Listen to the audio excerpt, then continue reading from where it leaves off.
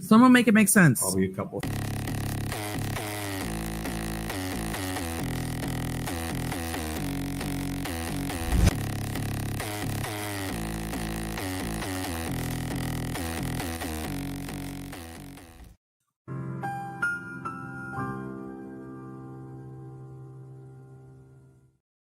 Hello, beautiful squirrel friends of the world. Welcome on in. Some of you guys may be thinking, wait a second, wasn't today Donna's sentencing and why aren't we doing that? Well, yes, it was. However, I have been owing you guys our second installment of this series, and I apologize. I've had so much going on with my students and with work and with my family, and I've been super slammed. And so I have been behind on our part 2 installment. But also, I figured a lot of you guys probably watched the sentencing from today at least once, if not twice, if not 3 times, and maybe would appreciate getting to watch it again tomorrow after having a chance to have nightmares about how horrific it was. So we're going to do the sentencing either tomorrow or the next day. And hopefully those of you guys who are on Replay Crew, shout out to Replay Crew, who saw only part or none of this last time we went live, had a chance to catch up on part 1 of this lovely series. Also, we do have a Fievaled themed meme here. I don't always drive, but when I do, I always cut through Trescott. Classic, right? So I figured this would be nice to look at until we pull the book up. So welcome, Need Some Z's. Also, for anyone who's here in the chat, who would like to provide a recap from part 1? What did you guys learn? What didn't you learn? What were your key takeaways? For anyone who missed part 1, and will hopefully be catching up with that on replay, timestamps are done, by the way. For those who are here joining us on part 2, how would y'all summarize part 1? And I'm asking because I don't know how to do it. Primarily, I was thinking about this, and I was like, I don't know how one would give a summary of part 1. So I'm relying on you guys. Hopefully one of y'all will be able to provide a nice summary of part 1. So we do have a number of Fievaled memes here. Let's see if I've got another one handy.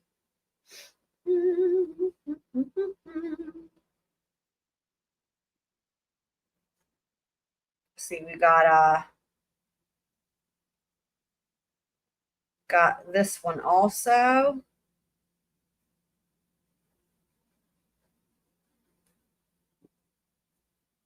Oh, I didn't share this the right way. Hold on.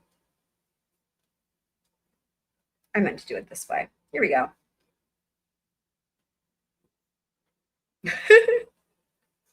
Needs and Z's, were you not here for part 1? I'm trying to remember. I think you were. But maybe only for the last half of it or so. I believe you were here. So we got that one. Got this one. Let's see what else we got for Wendi memes. I know I've got a ton of these. I just have to remember where I have them all saved.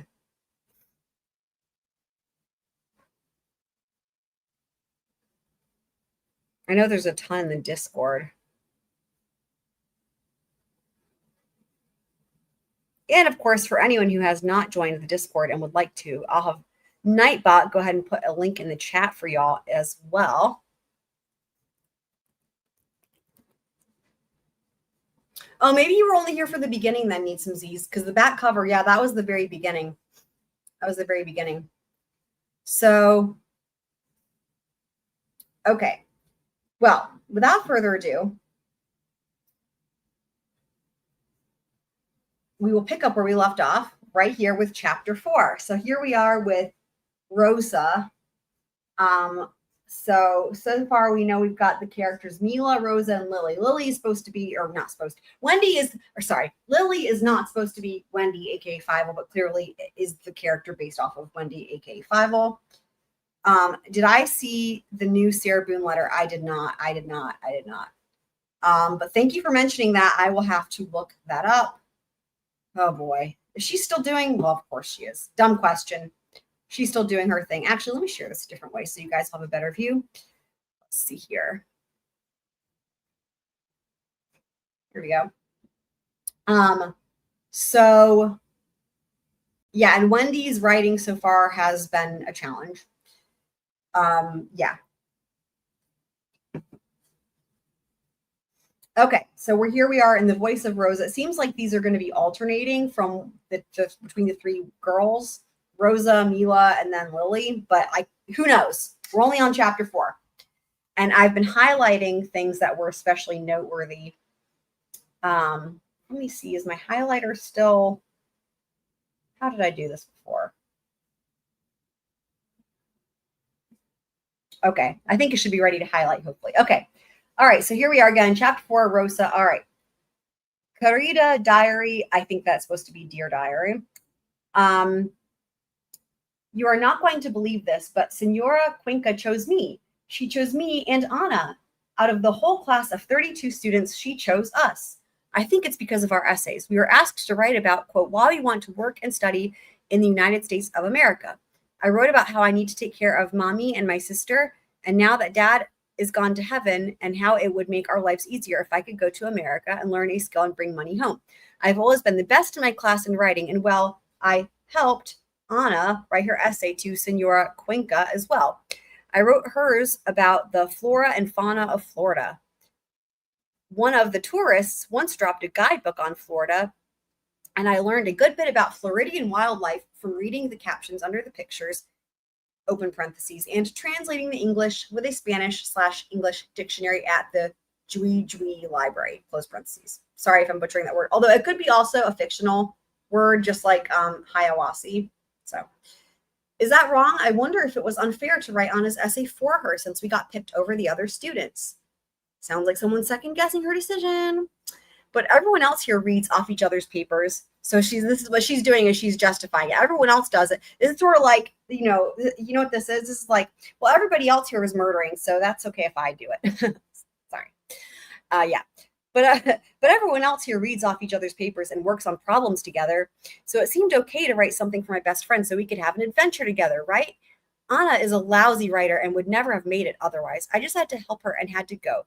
Maria is going to be so jealous. Maybe it was wrong, but anyway, I did it and it's done and we were selected. There's so much to do over the next month. Senora Cuenca wants us to move into her home by the beginning of January so we can get used to life in the U.S. and the restaurant before school starts again for the spring term.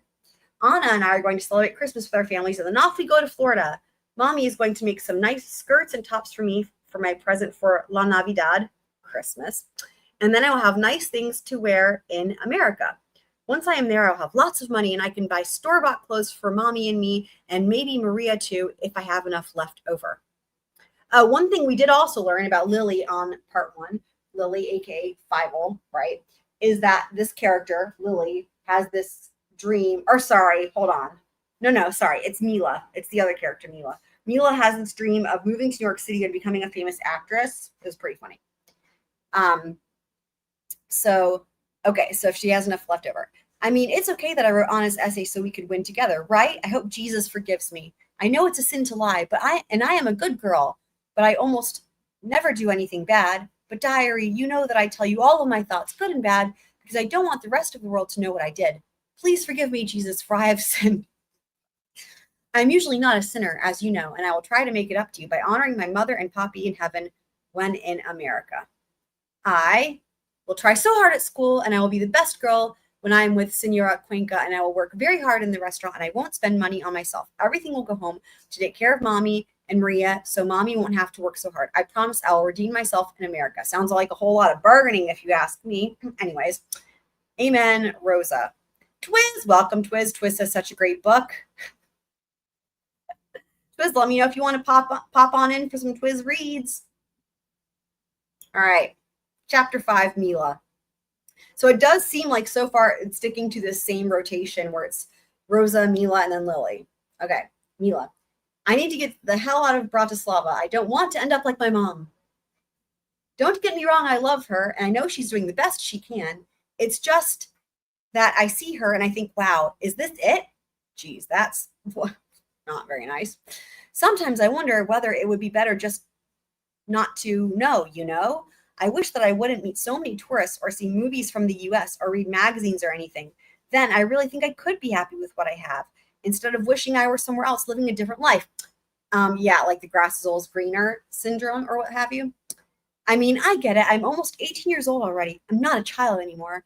I've lived enough years and seen enough things to know that things aren't always what you guys think the next word's going to be seem? Seem.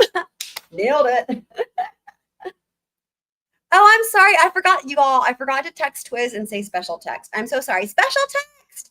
I'm so sorry. Actually, I think my phone's in the other room. Special text. You get to hear it verbally. Sorry, Twiz. So yes, scene. I know that life anywhere isn't like what you see in the movies. Still, you know how sorry, does she really know that? I feel like she maybe doesn't fully know that. Anyways, still, I can't help but think if I just made a change, a big change to somewhere better than here, that things would turn out different and better for me than they did for my mom. I have a new guy in my life, Merrick. He came to the restaurant about a month ago, one Thursday evening, and nervously ordered coffee after coffee until the place closed, and then left a hefty tip and his number on a napkin. I took the tip, but I never called. Okay. He came back about 2 weeks later and repeated the same coffee overdose, except this time we started to talk. Out of total boredom, I went home with him that night. Now we're seeing each other. He's like everything else here, nice but ordinary. That's rude. With him, it feels like I am sitting in a closed box where I feel the air and possibilities slipping away. Even the sex is nothing special, not exciting. Wow, sounds a bit judgmental if you ask me. Last week, after a particularly boring Sunday afternoon, I was reading the paper at Merrick's house while he fixed a broken stair leading up to his boring fifth-floor flat. Wow, this is wild, guys. I saw an ad in the paper for restaurant workers in New York City. They want people who are familiar with Chinese food and know how to work hard. It made me think, I mean, I work in a restaurant here and I live with my mom, so my expenses are low. So it would seem like it would make more sense to stay put and try to save for the future. And yet, something in that ad really draws me. Sorry, this is just so terrible. So terrible. Makes me want to take a chance. I could be working in New York City where a famous agent or actor could see me oh my God, you guys, hold on. I gotta try to read this with a straight face. Okay. I could be working in New York City where a famous agent or actor could see me clearing plates of pork, fried rice, and just know that I could be the next big thing. Oh. I'm excited by the possibility. I know my mom is never going to let me go and be a dishwasher or a waitress somewhere far away when I can do that here. This is where you get those little hints of like the Bible. Does this seem reminiscent to you guys at all of maybe like the Donna and Wendi thing? Maybe just a little bit. Part 1, we got another little hint at that with some of this. Okay. I know my mom is never going to let me go and be a dishwasher or a waitress somewhere far away when I can do that here. Maybe I won't tell her. Maybe I'll tell her that Merrick got a raise and we are taking a vacation to the big city. Or I could tell her that Merrick works at a travel agency part-time and he won the award for the most sales last year. And so he won a free trip anywhere and we are choosing New York City. Yeah, but you're like planning to not come back, right? Why do I bother? It doesn't really matter what I tell my mom. It just has to be a lie good enough so that she'll believe it. Wow, this is crazy. I know she wants the best for me, and this just isn't it. I can't breathe here. I have to respond by the 9th of this month. That gives me 6 more days to decide between my mom and Merrick and the life that I've known here and anything that might possibly be in New York City. Who needs 6 days? I'm out of here. All right, sounds like she made up her mind. And now we're on to chapter 6, and it's Lily again, aka Fievaled. I keep saying, and I'm never gonna let it go. She should have spelled this Lily with an I, Lili. All right. So I quickly learned that North Florida would not be what I had expected. I found myself waking up each morning repeating to myself, Lily, is everything okay? Or sorry, let me say that correctly. Lily, everything is okay. You love Joshua and you chose this change. You are not a victim. End quote. Josh definitely helped or tried to. He found a website called, quote, morethanyoumightthink.com, end quote, and would send me little clips from his bounty of cultural wonders available for viewing and attending in Hiawassee Springs. Wow. Our conversations went something like this, quote, hey, Lily, I have a great idea. Let's go to the Hiawassee Springs Museum on Thursday night for a sewing group, or we could go to a watercolor class at the local community college this weekend. It might be fun, end quote.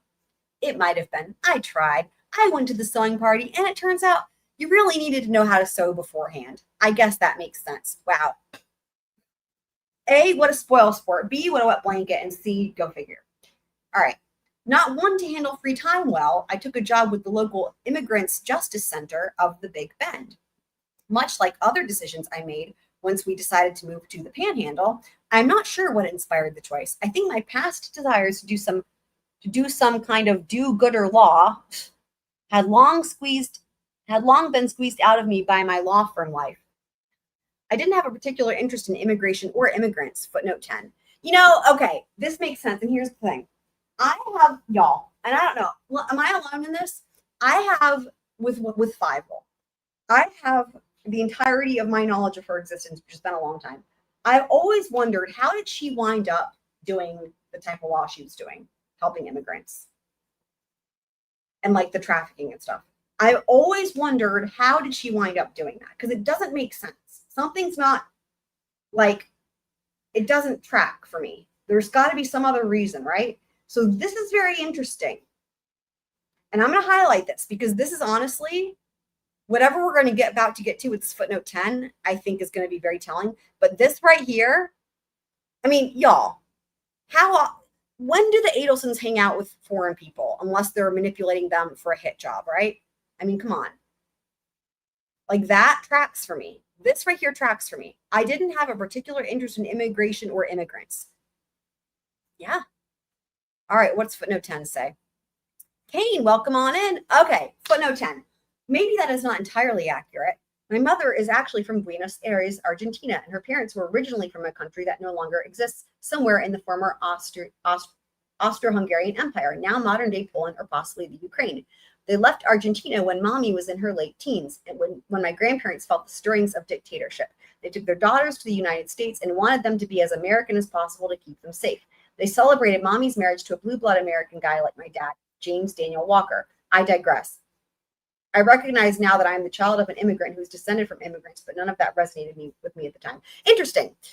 This is supposed to be a disclaimer. Wow. She adds this footnote as a disclaimer. So she's saying, hold on, let me close out of this. This is okay. So she's saying, I didn't have a particular interest in immigration or immigrants, which, like I was just saying, I think tracks for Wendi, right? But then this whole footnote, you would think this footnote, when it starts with, maybe that is not entirely accurate. So now you would think she's about to say, I do actually have an interest. No, not at all. She just goes through like her parents' history, but does not actually ever say anything about having any type of interest in them. It's wild. Like you can have relatives that are immigrants and not have interest in them. I mean, should one? I'm not saying one should, but I'm saying for Bible, right? She recognizes that she's the child of an immigrant who's descended from immigrants, but that's it. She recognizes it, but doesn't take any interest in it. Incredible, really. Okay, I didn't have a particular interest in immigration or immigrants, but I had heard people on TV and the radio, and my cousin Hal, who unfortunately is a blood relation, rant and rave about illegal immigrants for quite some time. Between you and me, when I signed up for the job, I didn't know the first thing about immigration law. Mainly, I just needed a job to occupy my time, and it was basically the only one available just then. Type A personalities like mine don't really jive well with free time. Shouldn't we always be doing something? I had made a good bit of money at the law firm, but we had spent most of my savings on the wedding and the move. I suppose I could have sat around and done absolutely nothing for at least a few months, given the low cost of living in the Big Bend. But, wasn't she just complaining about not being able to afford a GPS in her previous chapter? She was. That was a rhetorical question. She was. And I made fun of it because in the previous, so far, this is her second chapter. By her, I mean Lily, right? In Lily's first chapter in the book, she complained about them being so broke that she couldn't afford a GPS device to keep her from getting lost. Which reminds me, speaking of which, I mean, it's just so appropriate, isn't it? With this, speaking of the GPS and getting lost. Right there. I don't always drive, but when I do, I always cut through Trescott. But now she's like, I could have just taken some time off and had some crumpets and bonbons, Hold on, I'm trying to go back to sharing this. Where'd it go? Here we go. So, right. So she's like, I suppose I could have just sat around and done absolutely nothing because of the low cost. Well, first of all, the low cost of living where you're complaining about living all the time. But second of all, this contradicts what you said last time. So, all right. Nonetheless, she's back here with some fresh new reasonings as to why she hates living in Tallahassee. But one, I hate it when I don't have anything to do. And we have another footnote. We're going to have to come up with a footnote song, kind of like we had the sidebar song for Debt Be Heard. Footnote, it's a footnote. No, we need a different song. We need a new song. I'll think of it when I'm not trying to. Okay, so no. Footnote 11. Footnote 11. Okay, aside from this is what I'm talking about. Look at this, guys. Look at this footnote. Read it along with me. Footnote 11. Aside from make numbered lists. Does she mean making? Does she mean making? You guys, sad. This makes, y'all, aside from make numbered lists, that is. Oh my God. Oh my God. All it would have taken is one person to proofread this. And so much of this, I mean, we're only a couple pages in and we've seen numerous errors that are on par with this one. One person proofreading this could have caught all this so far. Okay. I'm reading this verbatim. Aside from make numbered lists, that is, I love numbered lists and bullet points, and making lists about the kind of lists I like to make. Also sounds a lot like Donna, doesn't it, with her to-do list and her planner? Okay, so that was footnote 11. I hate it when I don't have anything to do, footnote 11. And number 2, Josh still had gobs of loans to pay off from his many years of graduate school. So I sent my resume around and found the first place that would hire me, the IJC. So what she's saying is basically, I never had any interest in immigrants. However, the first place that would hire me was the Immigrant Justice Center. How much you want to bet that's exactly what happened to Fievaled? Because like I said, I have wondered this entire time how she ended up in that job, because I'm like, that doesn't make any sense. A, it's about helping people. B, it's about foreign people. I mean, none of this makes any sense for Fievaled. But this part does. It was the first place that would hire her because she's so crappy, no one wants her. That makes sense to me.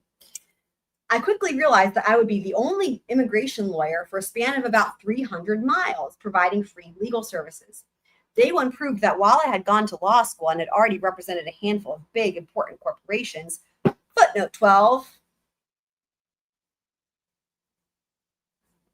none of which actively clubbed baby seals or drowned kittens in the local river, as far as I know. What? I don't even know what to say about that. We're just going to keep reading. I didn't know squat about immigration law, and there wasn't another lawyer around. So basically what she's saying is there was no competition for this job. So she was the only one to apply. No one else would take her, and there was no competition for this job. Hence, she got the job. That's what she's saying. I didn't know squat about immigration law, and there wasn't another lawyer around for miles and miles to teach me. So I decided that rather than rely on the IGC's malpractice insurance, another footnote, footnote 13, and to be honest, the fact that my impoverished and basically non-English speaking clients were unlikely to sue me. Interesting. You guys see what this is? So instead of being concerned about malpractice, right? Committing malpractice, she's like, I don't have to worry about it because my clients don't speak enough English to figure it out. Oh my God. Oh my God. Oh my God. Dude, she's revealing so much in this. Oh my God. Okay, we're going to highlight this. This is crazy.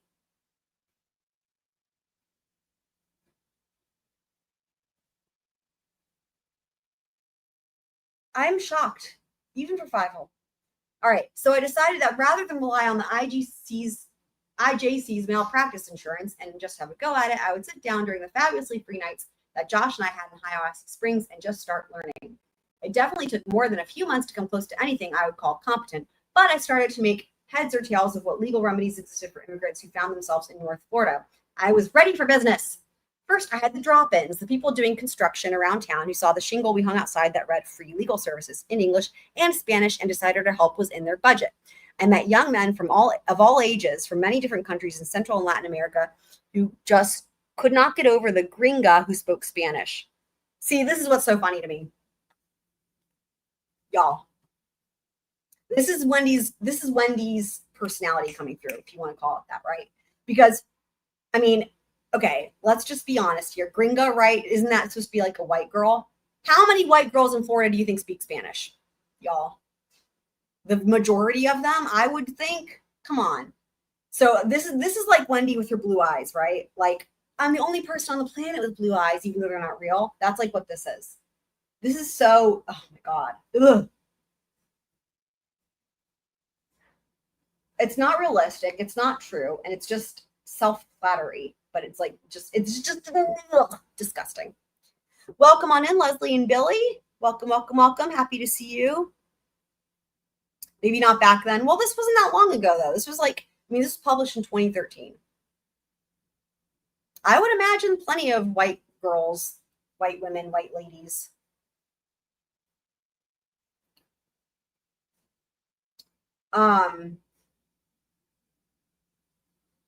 When I did my road trip actually down to Key Largo, we drove all the way through Florida. That was in 2011. And I mean, I feel like at that point, like, yeah, like, I mean, everybody was speaking Spanish from that we came across. Okay. No matter how many times I told them that my mom's family was from Argentina and that my maternal grandparents basically raised me while my mom was working, they just could not believe it. They were just so impressed, guys, with her. Pero eres tan blanquita, but you are so white, they would say. Tu también eres tan joven, but you are so young. Look at this. This is them calling, you are so young. Y'all, this is just classic, right? You are so white. You are so young. I feel like they said more to her than just that. What do you guys think? How could you be a lawyer already? How do you know Spanish? They're just so impressed. They're just so impressed. I cannot overemphasize how much I enjoyed this constant assertion. Yeah, we know. No matter how false it might be that I could not possibly be old enough to be a lawyer. Some of them were at least 10 years younger than me, but lives. Oh, wow. Again, we have another big, huge typo here. I need to just pick another color for highlighting this shit. This is supposed to say, but lived lives outside. And instead it says, but lives lived outside. We're going to do orange. I mean, I haven't been highlighting all the other errors, but we're going to start doing that here. I just can't not. There's just so many. Some of them were at least 10 years younger than me, but lives lived outside. You know what's mind-boggling is like this was required reading for first-year law students at FSU. Did nobody read this book before they made that requirement? I mean, we are on page, and honestly, in the actual book itself, it's probably even fewer pages than whatever this is on Kindle because we're zoomed in. I don't actually know because that doesn't really actually like give us a full-on page number, but it's not that many pages, guys. I mean, in a real book, this might be like 8 pages in, maybe. I mean, it's countless. There's been so many huge errors like this. It's wild. Like my 7-year-old nephew, if I were to read this to him verbatim, he'd be like correcting me.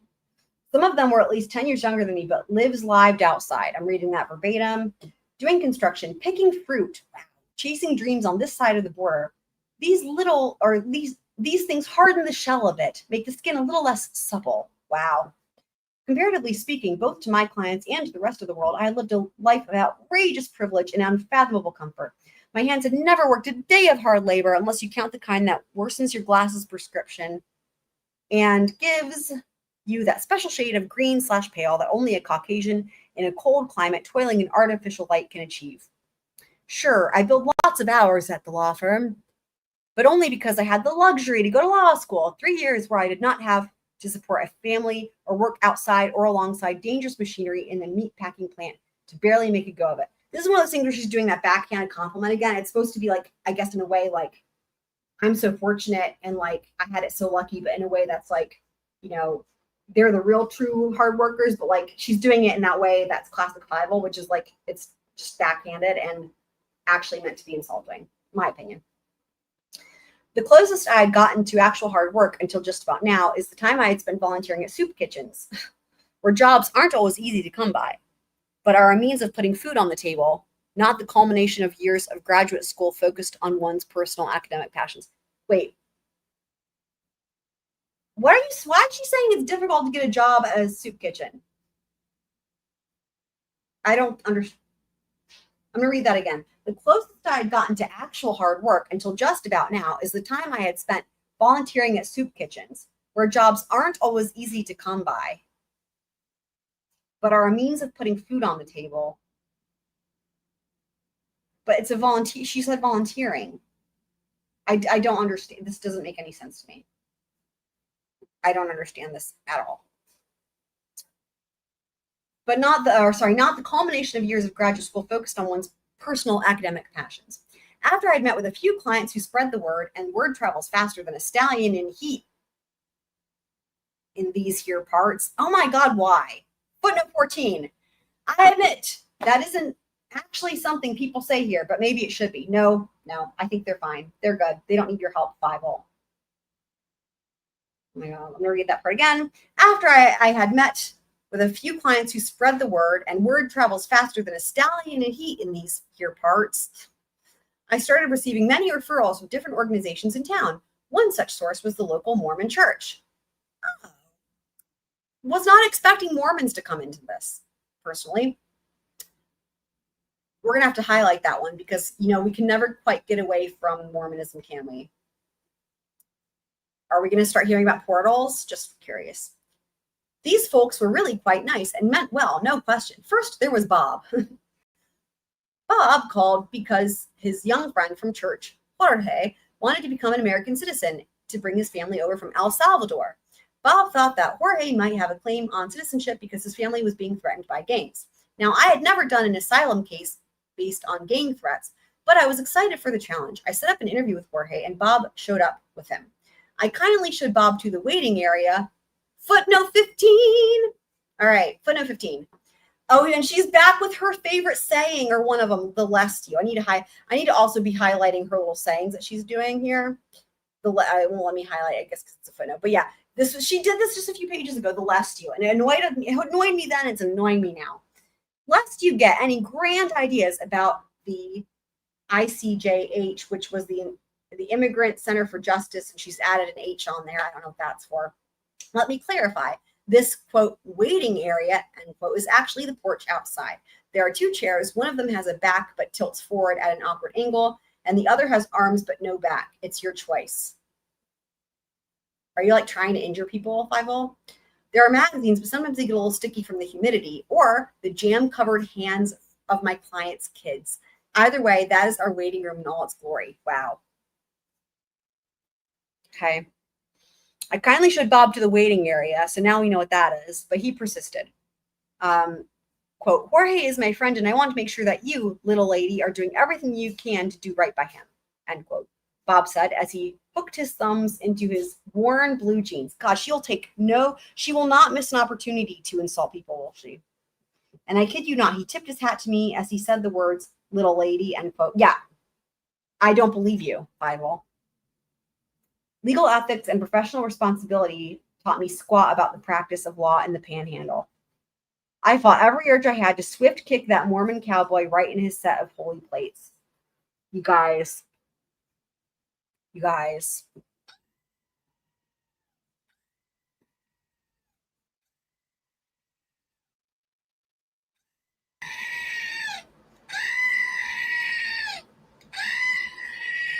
Oh my God, this is challenging.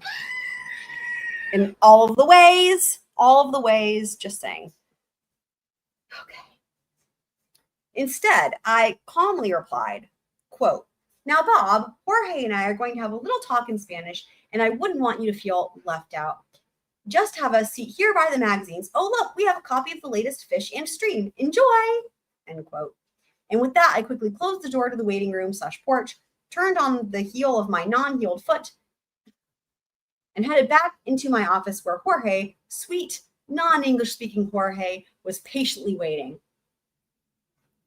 I hope that in the way that I read this, you guys can hear the patronizing tone that I believe Wendi was thinking in her head when she wrote this, because I think it's dripping with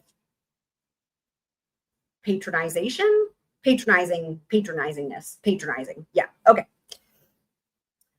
Jorge and I had a good conversation about his life experiences back in El Salvador. He was in a gang for many years, had lots of tattoos with bullets and naked ladies on his arms, and he had done lots of things that he was not proud of at all.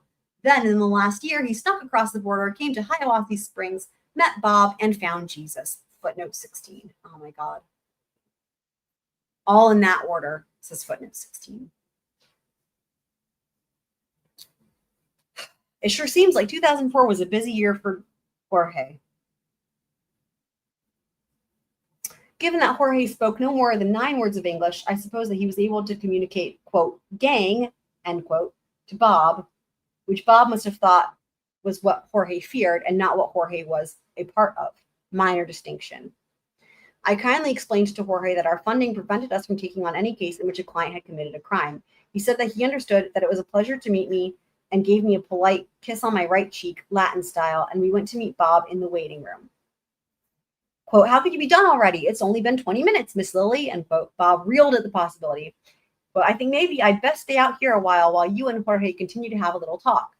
He stood in the doorway and gave Jorge a nudge back inside. Bob, I am grateful that you've been such a good friend to Jorge, but he is not going to be my client. He understands and I understand. I will see you around. I kindly, but with just enough gusto, gave them an expedited ushering out the door. Jorge never called again, but Bob called just about every Monday morning after seeing Jorge in church over the weekend with new possibilities for Jorge's immigration status. Without fail, each Monday, Bob would call and always assumed that I knew it was him, which I did. Miss Lily, could Jorge claim asylum because of religious persecution? I explained that unfortunately for Jorge, you had to actually be persecuted on account of your religious beliefs to qualify for asylum based on religious persecution. Crazy, huh? Oh boy. The following Monday, hey, Miss Lily, could I adopt Jorge? Bob asked earnestly and without the slightest bit of humor. I kindly explained that Jorge was 26 years old and that for immigration purposes, he was too old to adopt in order to change his citizenship. You had to give him credit. This Bob was both kind and creative. I haven't heard from him lately, and sometimes I wonder if it's because he skipped town to go to law school somewhere. And now here's all these footnotes, which we already have read. And we're on to the next, I guess, bigger chapter, because we've got like the chapters where it's like the different people, but we started out with origins at the very beginning, and now we're on to transitions. Okay, transitions, guys. And we're back to Rosa with chapter 7. Querida diary, there is so much to say. I'm afraid that if I don't write it all down, that I will think everything has been a dream and I will forget it all. Writing has always been the way that I understand my world. I'm afraid that if I stopped writing, I would lose every shred of Rosa and there would be nothing left. I don't want to forget everything that has happened, but maybe bits and pieces will fade after a while, and that will be okay too. It has been a few months since I last wrote, but it might as well have been 10 years. Everything is totally different now. Anna is gone. We are both gone, but Anna is really gone. Where do I begin? So before she gets to where does she begin, just to recap for anyone who's like, wait, who the heck's this? So remember, there's 3 voices that we have here. Like we've got Rosa, Mila, and Lily, right?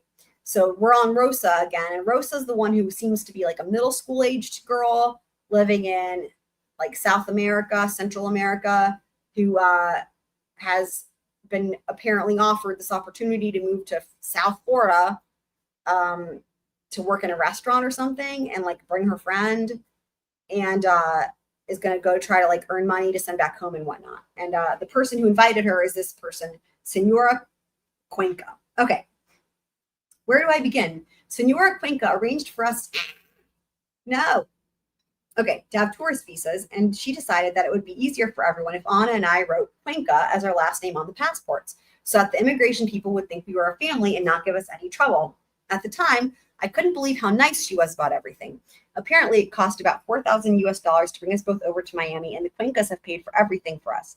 Their generosity made me want to work even harder for them. Before we left, I had the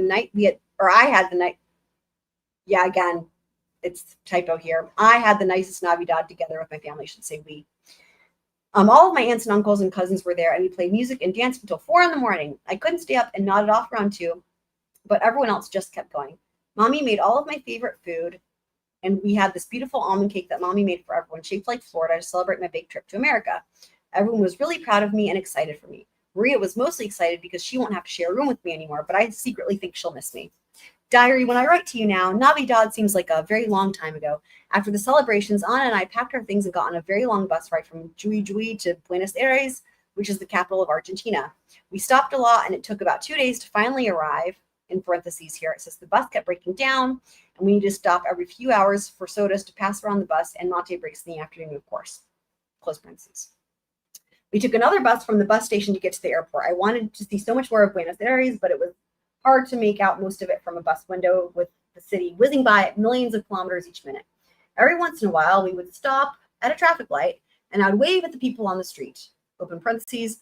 Anna gave me the window seat. She said she preferred the aisle. Really, though, I think she wanted to show me in little ways how grateful she was to be going on this trip with me. Close parentheses. When we finally got to the airport, we were really tired and dirty, but we had a few hours to clean up and prepare for our flight. We had the most fun in the airport bathroom trying to wash up with the sink soap and then drying off with those machines that turned on and off somehow.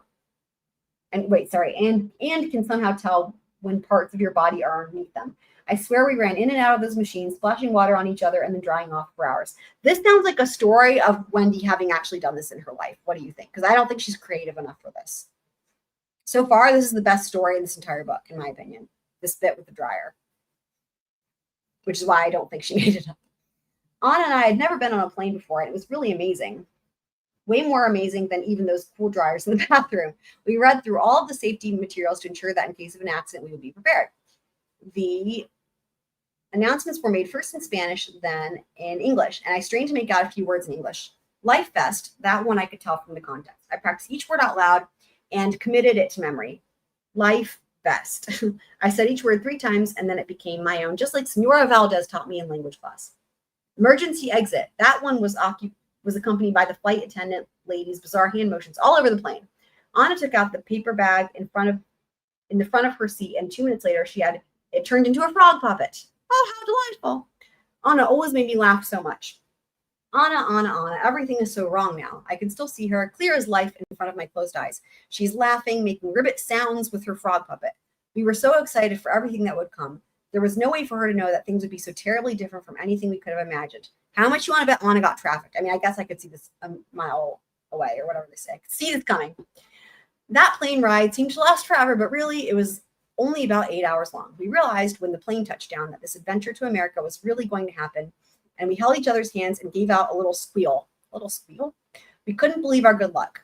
We onboarded the plane and got ready to see Senor Cuenca again. We bounded off arm in arm. So wait, she flew on a different plane?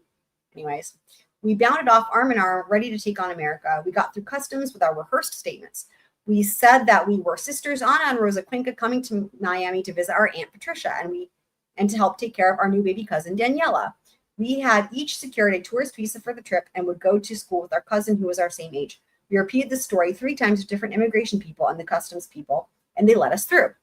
Repeat it 3 times and it's yours. We passed through a hall of glass walls and saw lots of excited people and were released into the regular airport space. There was a large family of people with skin my color wearing the most beautiful clothing, women with long, black, wavy hair wearing gold and green and purple, holding a sign that said, "Sing." I wanted to tell them that they spelled it wrong. I thought they might want to help. They might want my help. Anna thought better. The crowd of faces of families and friends waiting for everyone that got off the plane was thick with people. I panicked, unsure if I would be able to remember Senora Cuenca. I scanned the crowd once, then twice, and didn't see her. Anna did her best to reassure me with her frog puppet, who she named Prince, but I started to get really scared. What if no one showed up to meet us? We would be all alone in America, Anna and me. Just then, Anna had Prince tug at my arm. "She's right there," Anna shrieked. I still couldn't see her. My eyes scanned the crowds until I saw that signature hairdo. Bingo. Except instead of her hair looking stylishly pinned on her head, Senora Cuenca looked like she'd just been through a wind tunnel. Interesting. I'll write more soon, diary. I'm too tired for tonight. Rosa. So I guess Mila's up next. Yup. Chapter 8, Mila. So we got Rosa. She's in Miami. And it looks like now Mila's on her way to New York City. So here we go. Chapter 8, Mila. I left just like that. I did it. Well, not just like that. Not this again. It always thinks I want to highlight when I don't want to. Come on. Okay. Let's try that again. I left just like that. I did it. Well, not just like that. Making a decision is like snapping your fingers. You decide and it's done. The process of carrying out your plans takes longer. The first lie was to my mother that I had a job as an au pair lined up in the States. The second lie was to Merrick that I would be back in 6 months and we'd pick up where we left off. It doesn't sound like that was going to last anyway, just saying. I knew that even if I were back in 6 months, that I couldn't spend one more minute with Merrick. Exactly. Terribly, awfully nice Merrick, with his short, well-behaved hair, clean white t-shirts, and acid-wash blue jeans that were suddenly popular in Bratislava, but that probably went out in the 1980s in America. I expected her to say out of style, but no, that's giving Fievaled way too much credit. Okay, that's where I was going. America. I answered that ad that I saw in the paper about the Chinese restaurant. The number linked to a city called Atlanta, which is in the southern part of America. I had never heard of Atlanta before, but does she know that Atlanta's not New York City? Just a question. I'd never heard of Atlanta before, but the agency reassured me that it was close enough to New York. Oh boy. Oh boy. And then I could still visit and go there with my vacations and all the money I would make in the restaurant. Oh dear.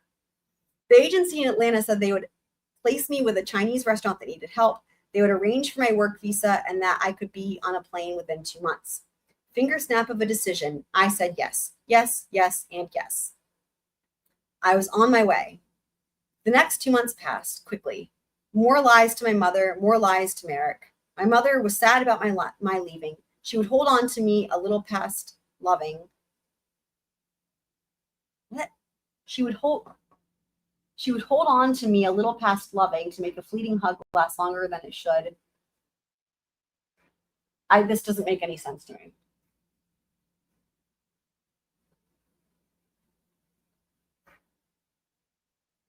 I don't know if this is just because of the typos or what, but I'm going to read this again verbatim.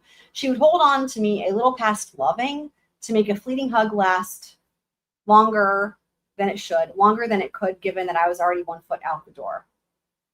I felt selfish. I knew that I was all she had other than that stupid job I couldn't wait to leave. The restaurant was not enough to live for. At least for me, it wasn't enough of a future to sit around waiting for. I mean, again, this attitude, right? Does this not, seem familiar to y'all? My mom had already had her time to be young, and this was mine. As long as I could make it to the States, even if it was Atlanta and not New York, it was a step in the right direction. I was heading towards something unknown. I wanted this change. I needed this change to take my life's direction in my own hands and steer it. I was on my way. The agency paid for my ticket. I would first take the train from Bratislava to Vienna, then fly to London, then Miami, then Atlanta. How I wished that I could stop at each of those places I'd never seen. I bet if I could just wander around the big cities like Vienna or London, or stroll around in my bikini in Miami, that I would definitely get discovered. Oh my God. Really high hopes for herself in that bikini. Strolling around her bikini. Okay, definitely get discovered. Sadly, without that extra time and money, I would have to head straight to Atlanta to the restaurant and begin my real professional life after. I cannot complain, really. The agency also arranged for my housing, a nice apartment right above the restaurant, which was great, which was great because apparently Atlanta's public transportation system did not reach the part of the city where the restaurant and the apartment were located.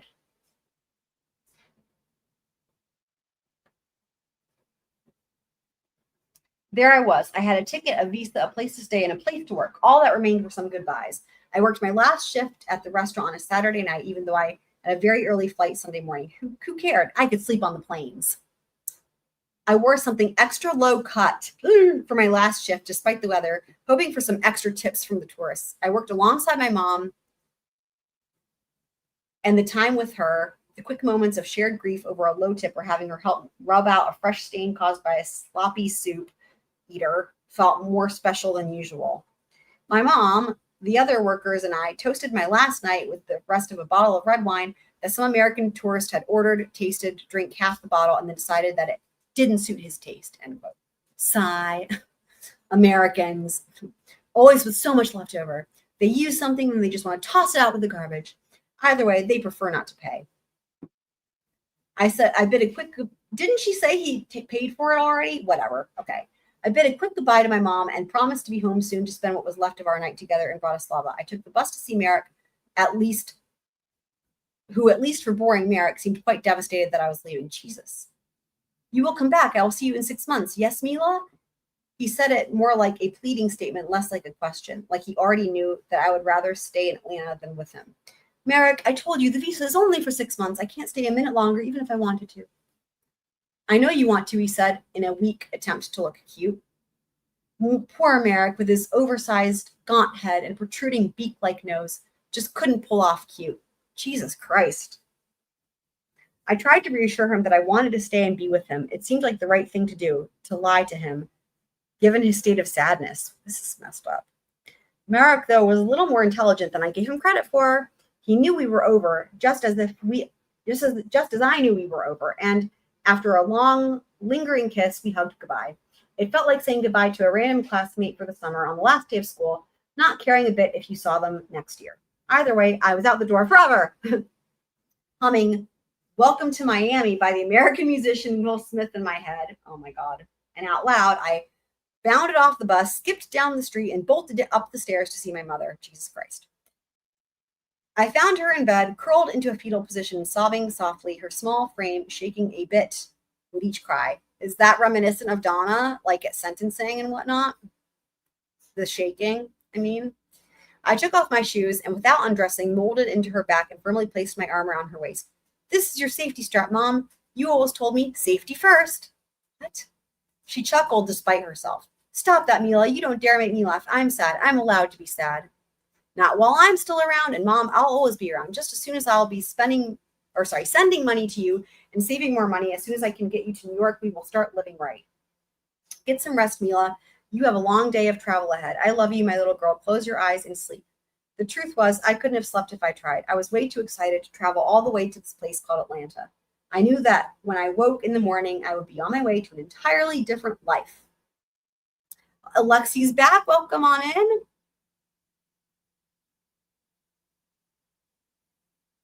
Yeah, I for sure agree.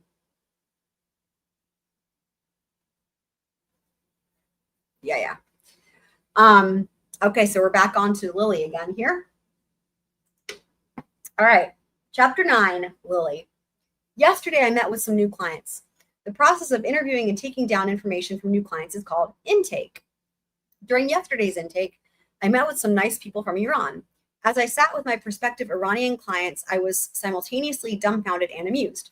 How did this young woman from Tehran, with her aunt translating and mother in tow, end up in Hiawassee Springs, Florida? How did I end up here as well? You already answered that question, Lily, previously. Anyways, how did these people and I meet in Hiawassee Springs of all places and end up in the same place and time to be having this conversation? I never would have expected it, but this small town is packed with people from all over the world, from many different cultures and religions.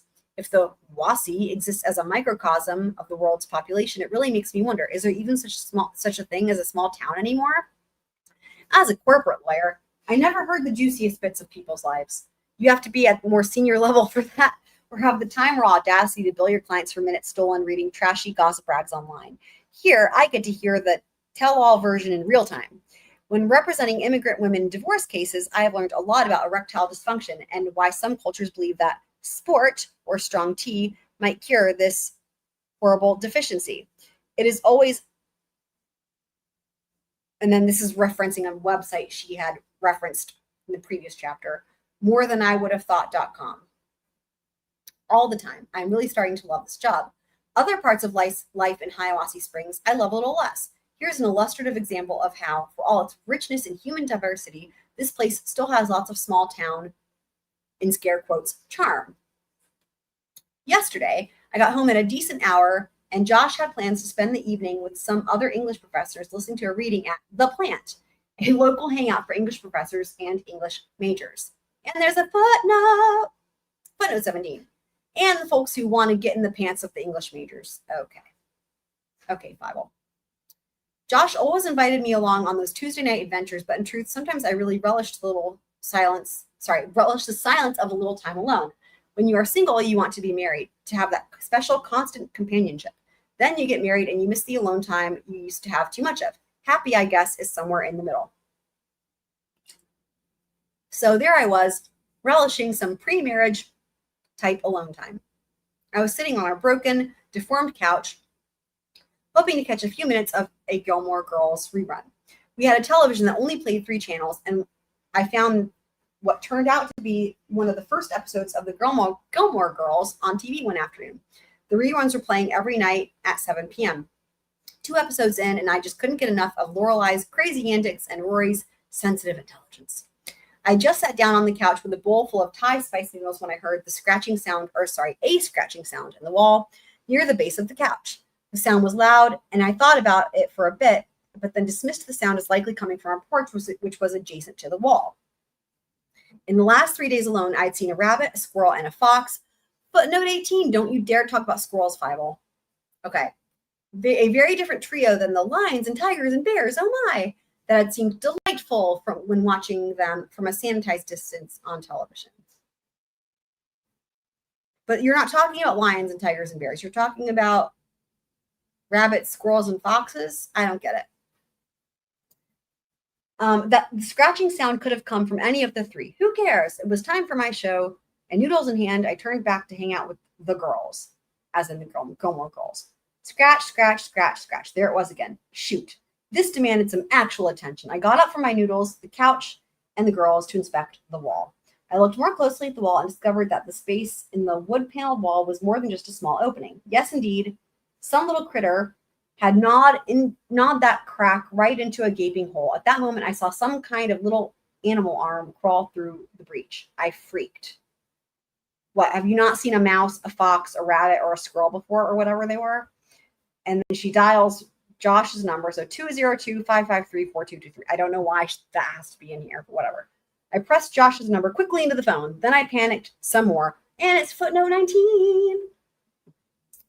This panic involved a hoppy little dance around the living room while yelling, Josh, Josh, Josh, where the fuck are you? As his phone continued to ring without him answering. Why are you even writing a footnote about this? Ugh, whatever.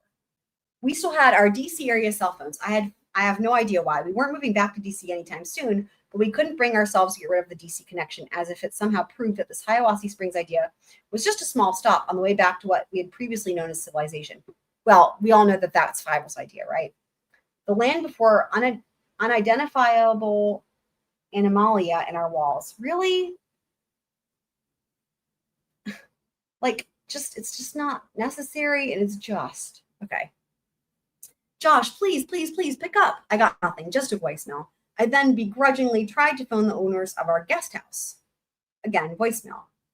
I left them a message. Jeannie, this is Lily Walker Stone with Joshua Stone. The tenant's from next door. There is some kind of small animal clawing its way into my wall. It's okay, just a little freaked out. Any idea of what I should do? Please call back if you can.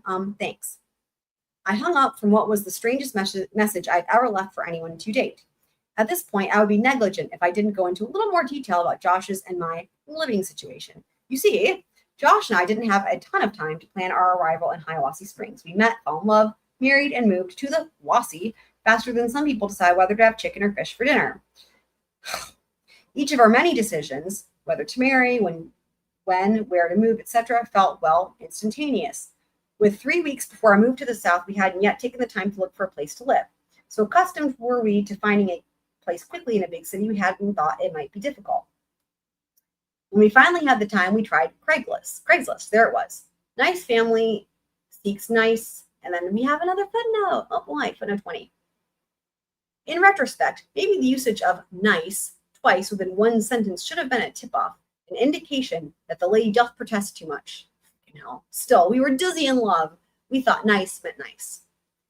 For anyone who missed it in part 1, Lily talks about when she meets Josh for the first time, and she was instantly disappointed in his height because he was the same height as her. Just saying.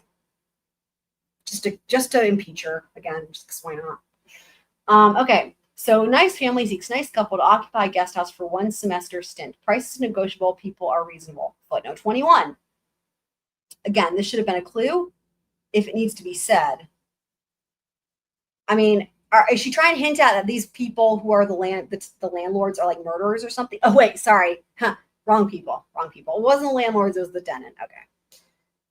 Josh called right away and negotiated a rent, sight unseen, that was less than a third of what either of us had paid individually to live in DC. He mentioned that the woman he spoke to, Jeannie Pitchy, which she clarified is correctly pronounced Putchy, not Peachy, seemed very nice and convinced him that we would enjoy living in her house. She had 2 horses, a pony named Macaroni, and 5 dogs. Josh had an upcoming meeting at the university, so he decided to check out our digs and give me the lowdown. Josh, being a man of written words rather than verbal statements, sat down to write me an email about his experience at Jeannie Pecci's compound. My dear Lillybillygoat. Oh, for fuck's sake. And we have another footnote, people. I'm sure this is the backstory to this nickname. Footnote 22. The author notes, not my real name, but a pet name that Josh likes, and I tolerate because it makes him happy. Now, I understand why my office mate used to pretend to puke into a garbage can every time Josh. I'm sorry, I'm so thrown off by this part about the author notes because I feel like we're changing tenses again. Like, okay. So Lily is the character, the person that this is Lily's chapter, right? But Lily's not the author of this book. In other words, this book is not written from the point of view of Lily telling everyone else a story, right? Mila is supposed to be in first person, but switched to third person. Well, was it Mila or was it Rosa? Anyway, so there's two other girls. One of them switched to third person after being in first person. Don't think that was intentional. But in any event, it's as if you've got three different people's essentially journals or whatever that are being interwoven, but terribly done. So if in reference to the author, right, the author would be Wendi. But because it's referencing Josh, this just doesn't make any sense. I'm just going to read this footnote again. Okay. Footnote 22. The author notes, not my real name, but a pet name that Josh likes, and I tolerate because it makes him happy. Now I understand why my office mate used to pretend to puke into a garbage can every time Josh called me at work. Why are you just now understanding that and you didn't get it back then? Okay. The questions are just going to keep piling up here. Alrighty. So my dear Lillybillygoat, God, I promised you our life would be an adventure, right? Well, here goes. The guest house is adorable, cozy, like a nice waiter's cottage. It reminds me of my grandparents' country house in Montreal, Canada. There is running water, a big kitchen, a beautiful view of the great outdoors. It isn't a palace by any means, but I do think we'll be happy here, or happy there rather, at least for one semester until we have time to find you the home of your dreams, or at least your Hiawassee Springs dream home. All my love, Joshy Cito. The blog was Wendi. What do you mean by blog? If you mean that footnote, it can't be because it referenced Josh, right? And Josh is supposed to be Lily's husband. So, I mean, I'm overthinking it because this has just been a complete and utter train wreck. And clearly, Wendi can't keep her tenses or characters straight, which, I mean, you know, given the fact that clearly she's put so much of herself into these different characters, you know. Okay. My sweet Joshua, always one to woo with words, left us some crucial details about our new abode. I will bullet them for you, the reader, in no particular order of repulsiveness, Jesus Christ, for your ease and reading pleasure. Jeannie is married to a large man named Stuart. For some reason, again, we're leaving out words here. By we, I mean Fievaled. I'm going to read this again verbatim. Jeannie is married to a large man named Stuart. For some reason, is called Josie. So what's missing here? Okay, I should say. Jeannie is married to a large man, comma, who, sorry, hold on, let me back up. Jeannie is married to a large man named Stuart, comma, who, comma, for some reason, comma, is called Josie. I just fixed that for her. Sorry. All right. When said fast, it sounds like his name is Josie, which is a woman's name where I come from. Josie is a recovering sex addict who needs structure to maintain emotional equilibrium. To achieve this structured environment, Josie enjoys woodworking, which I suppose is another attempt to replace the other work with his hands, which got him into trouble with the neighbor's teenage daughter, Molly May. While Josie enjoys all kinds of woodwork, he is most fond of right angles. For some reason, they quell those illicit sex cravings like none other. For obvious reasons, I avoid Josie. Cockroach fecal matter covers every available surface in the house, especially the kitchen area. At first, I wasn't quite sure what all those black squishy dots were. Oh my God. I asked Jeannie one day, and she said, sure as all get go, those here are either mouse or cockroach droppings. I am not entirely sure, but I think I would have preferred a third option. Wow. Oh, thank you. You're joking. Thank you. Thank you. Yeah, I'm just so like enraptured in this incredible writing that I totally forgot that Tato even existed, but I appreciate that. All right, footnote 23. Hang on, people.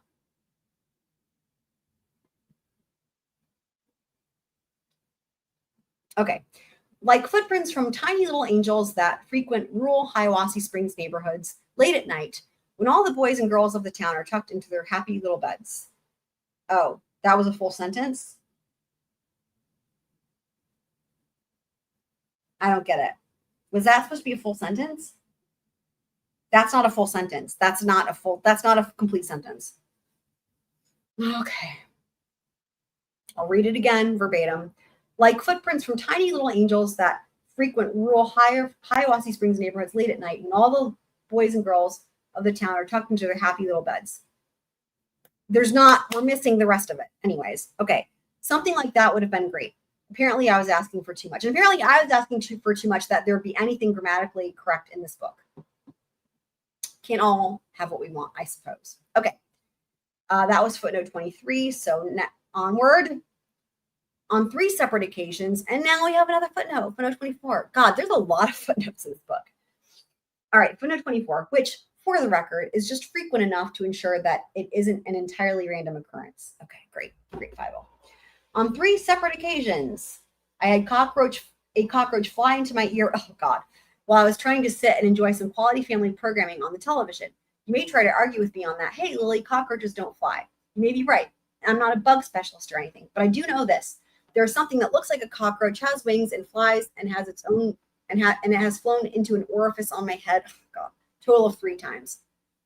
Here, they call these critters palmetto bugs, and they are the size of a deck of cards. Call them what you will. God, that's disgusting. But they are every bit as unpleasant as they sound. Love conquers all. Oh, Josh and I still managed to find some charm in our, quote, writer's cottage, end quote, despite the drawbacks. Despite the drawbacks, period.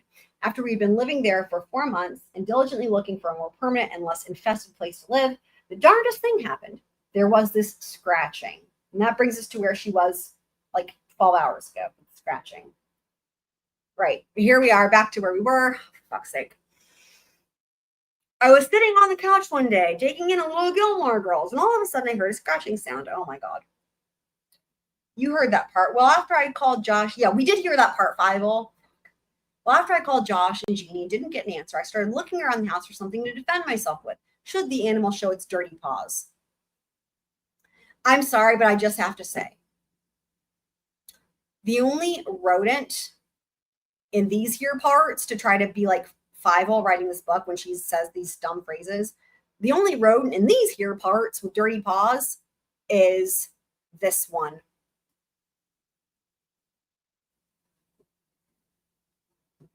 Or this one. Take your pick. Take your pick. Either one will do for me, that is. Yeah. Okay.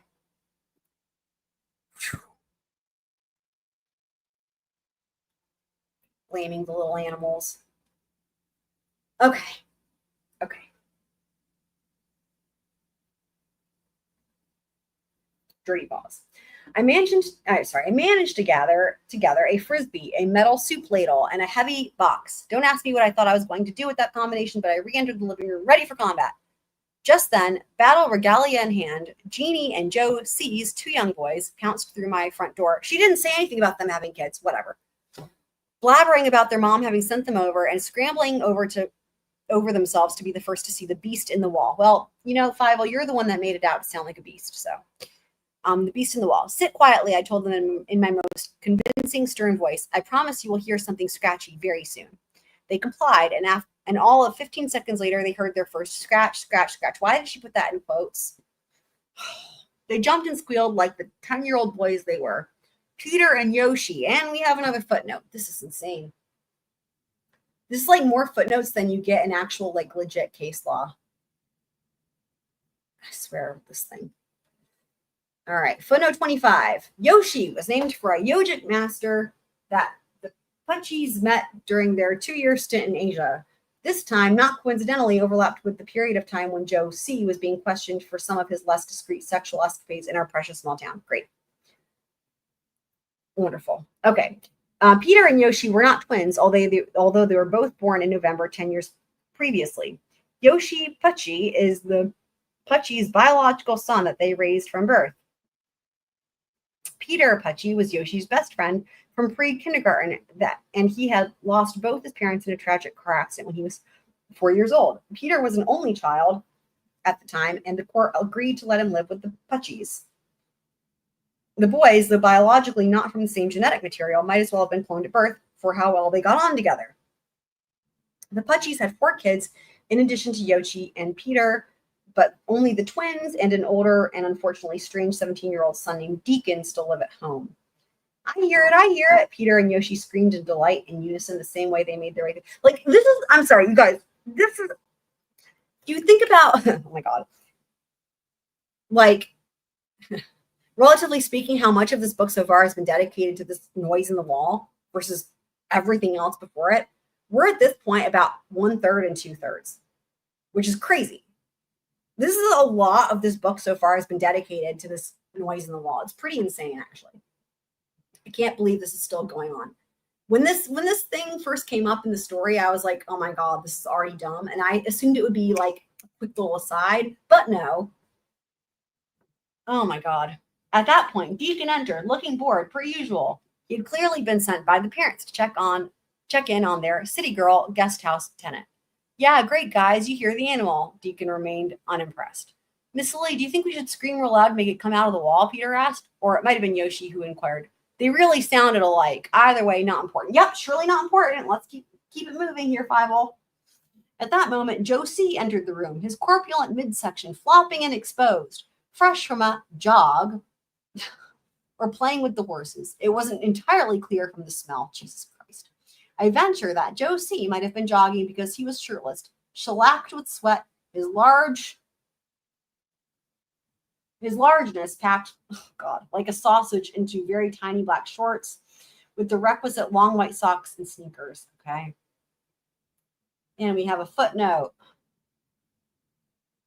Footnote 26. Jesus Christ. In a word, hot. I want to believe that in that outfit, in that sweaty state, he could only have been jogging. Work with me. I have no idea what the fuck she's talking about. I'm lost here with that.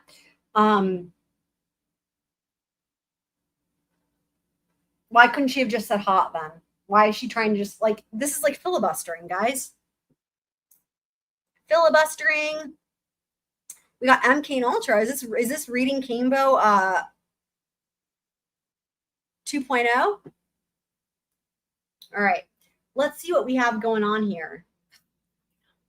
Josie bellowed as he sauntered into the room and leaked puddles of perspiration en route to the origin of the scratching. You guys, I'm going to have to call it. I'm losing my voice because I had such a long day at work with so much talking. And then I came home and then I was on the phone for a long time with my mom. And as you guys can probably tell, I'm losing my voice. And honestly, Fieval's losing me with this freaking scratching story. So we're going to pick up next time here with the middle of Fieval's stupid scratching story. And that'll do it for this time. Tomorrow, we will do Donna's sentencing proceedings. I don't know. It was insane. We're going to do that tomorrow. And then I think after that, we'll pick back up here with part 3 of this journey, guys. I've been drinking some water. The problem is that it's not my throat, it's my vocal cords. Welcome, Doug. Welcome, welcome. Cough drops, I know. The problem is though, if I eat a cough drop, I'm not gonna be able to speak and read normally because I'm gonna be sucking on the cough drop. So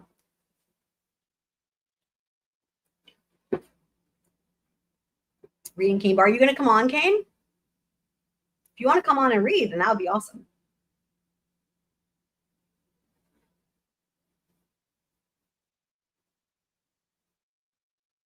Okay, let me send the link. Sweet. Twiz. Not Twiz. Twiz is not helping. Kane is going to come on. Hold on. Give me a second here. I don't even remember how to do this. Hold on.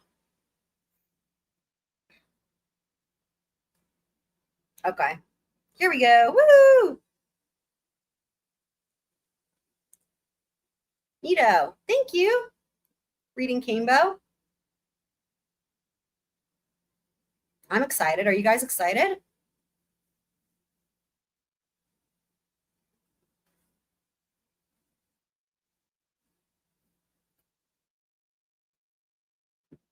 This is also a very long chapter. Lily's just gone on and on and on about the squeaking in the wall. It's pretty insane. It's funny because it like doesn't tell you what page you're on. It says location, but I don't know. I think that references a letter or something. I'm not quite sure. I want to know what page I'm on, but like it just wants to highlight it. Hold on, let me see what happens if I do this. What page am I on?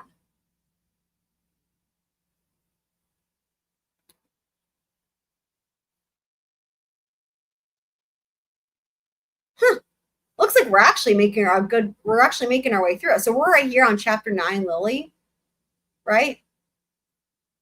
I mean, there's only 24 chapters, looks like. Or, well, it looks like there's also this new beginnings part. Anyway. Yeah, I don't know what page we're on because this thing doesn't tell you, so.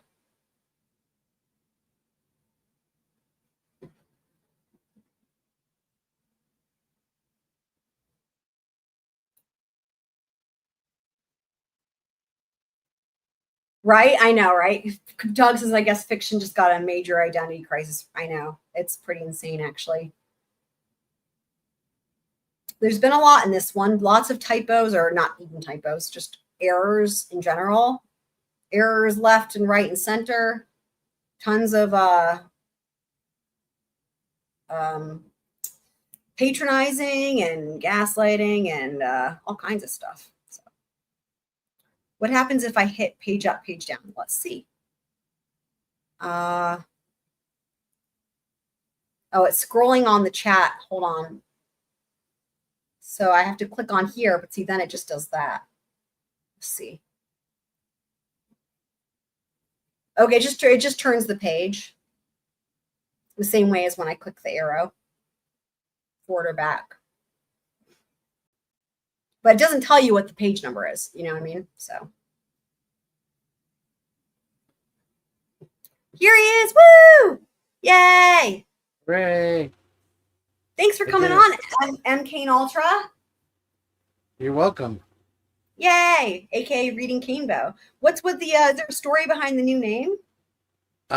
It's just my alt channel. I changed the name for Meg P. Oh, this is the alt channel. Okay, gotcha. Yeah. Everybody was confused with Not Candy and all that. So I feel like they probably got used to it, and now they're going to be more confused. Well, I did get 2 new subscribers today because of it, so there it is. Congratulations! Yay! 2 subscribers. Yay. Yeah, it does not. I'll be reading Canebo though for this here. Okay. All right, reading Canebo, love it. All right, so we are right here on the top of the page. I'll full screen this so you can get a better view, and I'll use my mouse. All right. Thank you, Kane. Let me go get your cough drop. I'm drinking a little whiskey here. I just got home from work. Let me find. Love it. Sounds like a party. Rainbow King. Where am I? Hi, everybody. How you doing? Who's out there right now? Make yourself known. Where's Juicy? Who's Juicy? Juicy. Has she been here tonight? Who? Lucy. Oh, Lucy. No, I have not seen Lucy. What? That's BS. She might be listening. She does that sometimes. She's been sleeping a lot lately, though. Can you make it bigger? She said. That's what she said. Oh, by the way, I'm playing to win, so anytime you're ready with the name game, I'm down. Let me see if I can make it bigger. I'm not quite sure. Hold on. You know, I remember I tried to figure it out, and then I. What does the magnifying glass do? It's you can search for a certain word. Okay, this is fine. Hold on. I'll make mine bigger. Yeah, I think this is the big. There we go. There's that. See, what does that do? Hold on. What does that do? What is this toggle options. I should be able to full screen this, but then I can't see this chat. Is full screen. Well, this is full screen on here. Wait, this is not the right page. Hold on. We're on the next page. This is the right page. Okay. Okay. Start there? Yeah, the top. Okay. Yeah. Oh, let me pour my whiskey in here.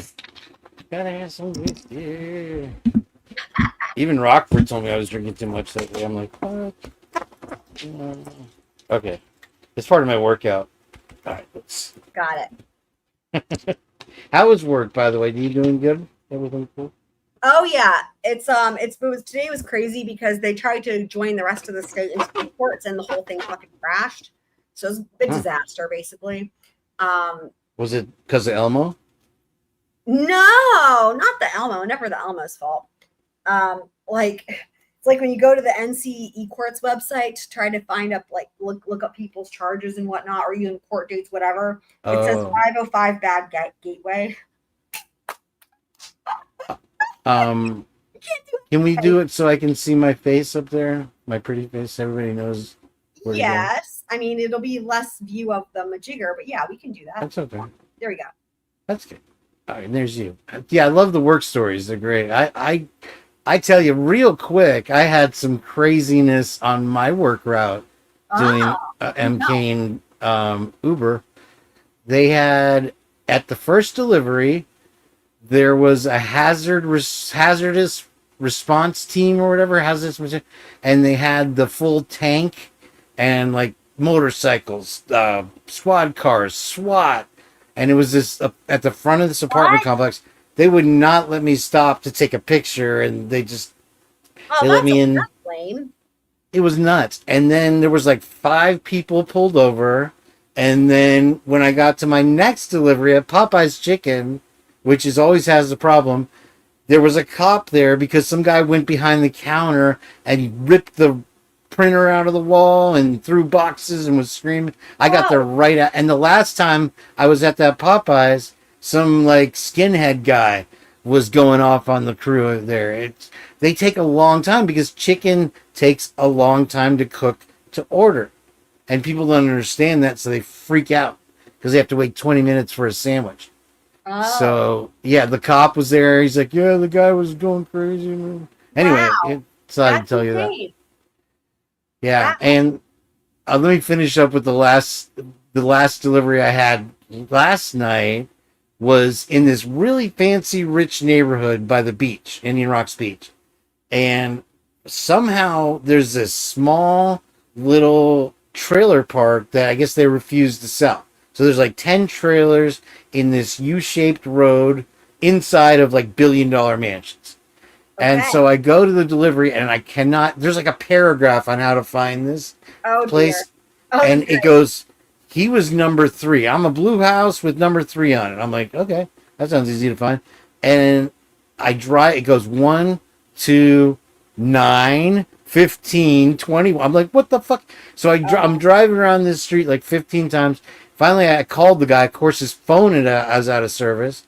Then he texts me the exact same instructions that were already there. Love it. So I'm like, what the? And so I'm like, can you please come outside? And so I make my last turn around the thing, and I look, and there's this 6'2" guy in red lingerie with a blonde wig. Oh my God, no. He's got the straps from the heel to the panties, and I'm like, oh my God. I'm like, here you go, dude. There's your pizza from 7-Eleven. Have a nice night. I mean, I think he was getting his Buffalo Bill on. I swear to God, it was probably the same guy that's been trying to murk JJ all these years. And he was trying to lure me behind this little tapestry that he had, because I finally figured out where it was. And once you're back there, you would disappear because you can't find the trailer. He's trying to lure you, Kane. It's nuts. But Ultra. I'm glad I'm getting to read. Okay, so it's this is you're alive. Is this a biography or an autobiography? It's $1 million question. It's supposed to be fiction, however, it's supposed to be fiction. Right, I know. So there's no place for footnotes whatsoever. One of many astute observations, Kane. One of many astute observations. Yes. I mean, imagine reading. It was in case law. This is imagine reading The Hobbit or something like that, and there's all these footnotes. Yeah, footnote. Bilbo had big hairy feet. Well, not only that, but like a lot of the story is with this character Lily and the other character Mila are very clearly. I mean, it was the running joke in the trials, right? It's like the running joke is like, oh yeah, this is fiction. Right? It's like just. And I mean, and again, the funny thing is like this was published the year before Dan Markel was murdered. So a bit of I mean, you know, is this just like extreme premeditation what's going on in here. Maybe. We don't know. We're at the very beginning. What have we come across so far? Because I haven't caught all of it. There's a lot, and I have timestamps from part one. I mean, there's a lot. It's just I wouldn't even know where to begin. In fact, at the beginning of this live stream, I asked the chat, I was like, how would we even come up with a summary or a synopsis of part one? I was like, I can't come up with one. Wow. It's full of errors, like blatant grammatical errors that one person would have caught if they proofread it. Like my 7-year-old nephew would have caught if he proofread it. And like changing tenses. I mean, the errors are one thing, and then there's just like you can the sense of narcissism and like superiority just comes through like really strong. Interesting. Yeah, it's just so right now there's 3 different like characters, quote unquote, and right now we're in the middle of from Lily. Lily is Wendi, okay, basically. Is Wendi the daughter? Or she's the mom? Donna's the mom, Wendy's the daughter. Wendy's 5. What I want to know is Wendi getting indicted on anything or no? Right. So that's one of the. I'm going to do a poll at some point when I feel like it's the optimum time. The poll is going to be what's going to happen first. Are we going to finish Fieval's book first, or is Fieval going to get indicted? So she's not. Which I know you want to see. But the clock's ticking, Fieval, as I will say. She's living on borrowed time, I think, right now. Okay, let me grab a cushion. I'll be right 2 seconds. Okay. Thank you. I'll be right back. Doug says, told my wife her pizza doesn't taste like Italy. Now I'm sleeping in the guest room, which also doesn't taste like Italy. In my defense, neither does Domino's, but they don't throw rolling pins. Hey, be nice. I don't think Amelia throws rolling pins at you. We love Amelia, but we also love Doug. They had an anniversary, guys, in August, for anyone who didn't know.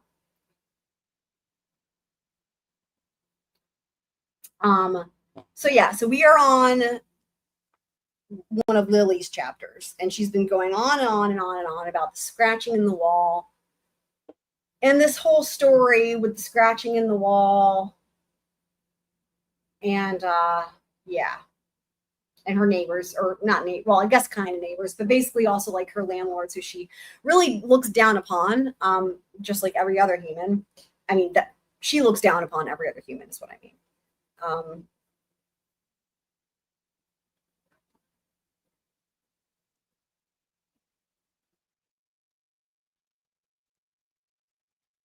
Wow. Okay, Nisa, ready. You ready? Yeah. Okay. There we go. I can't see that. What's after let's see? There's something in the way. Let's see what is going on here. Yeah, let's see what we have going on here. Okay. Josie bellowed as he sauntered into the room and leaked puddles of perspiration en route to the origin. Oh, I lost my breath going together. Oh.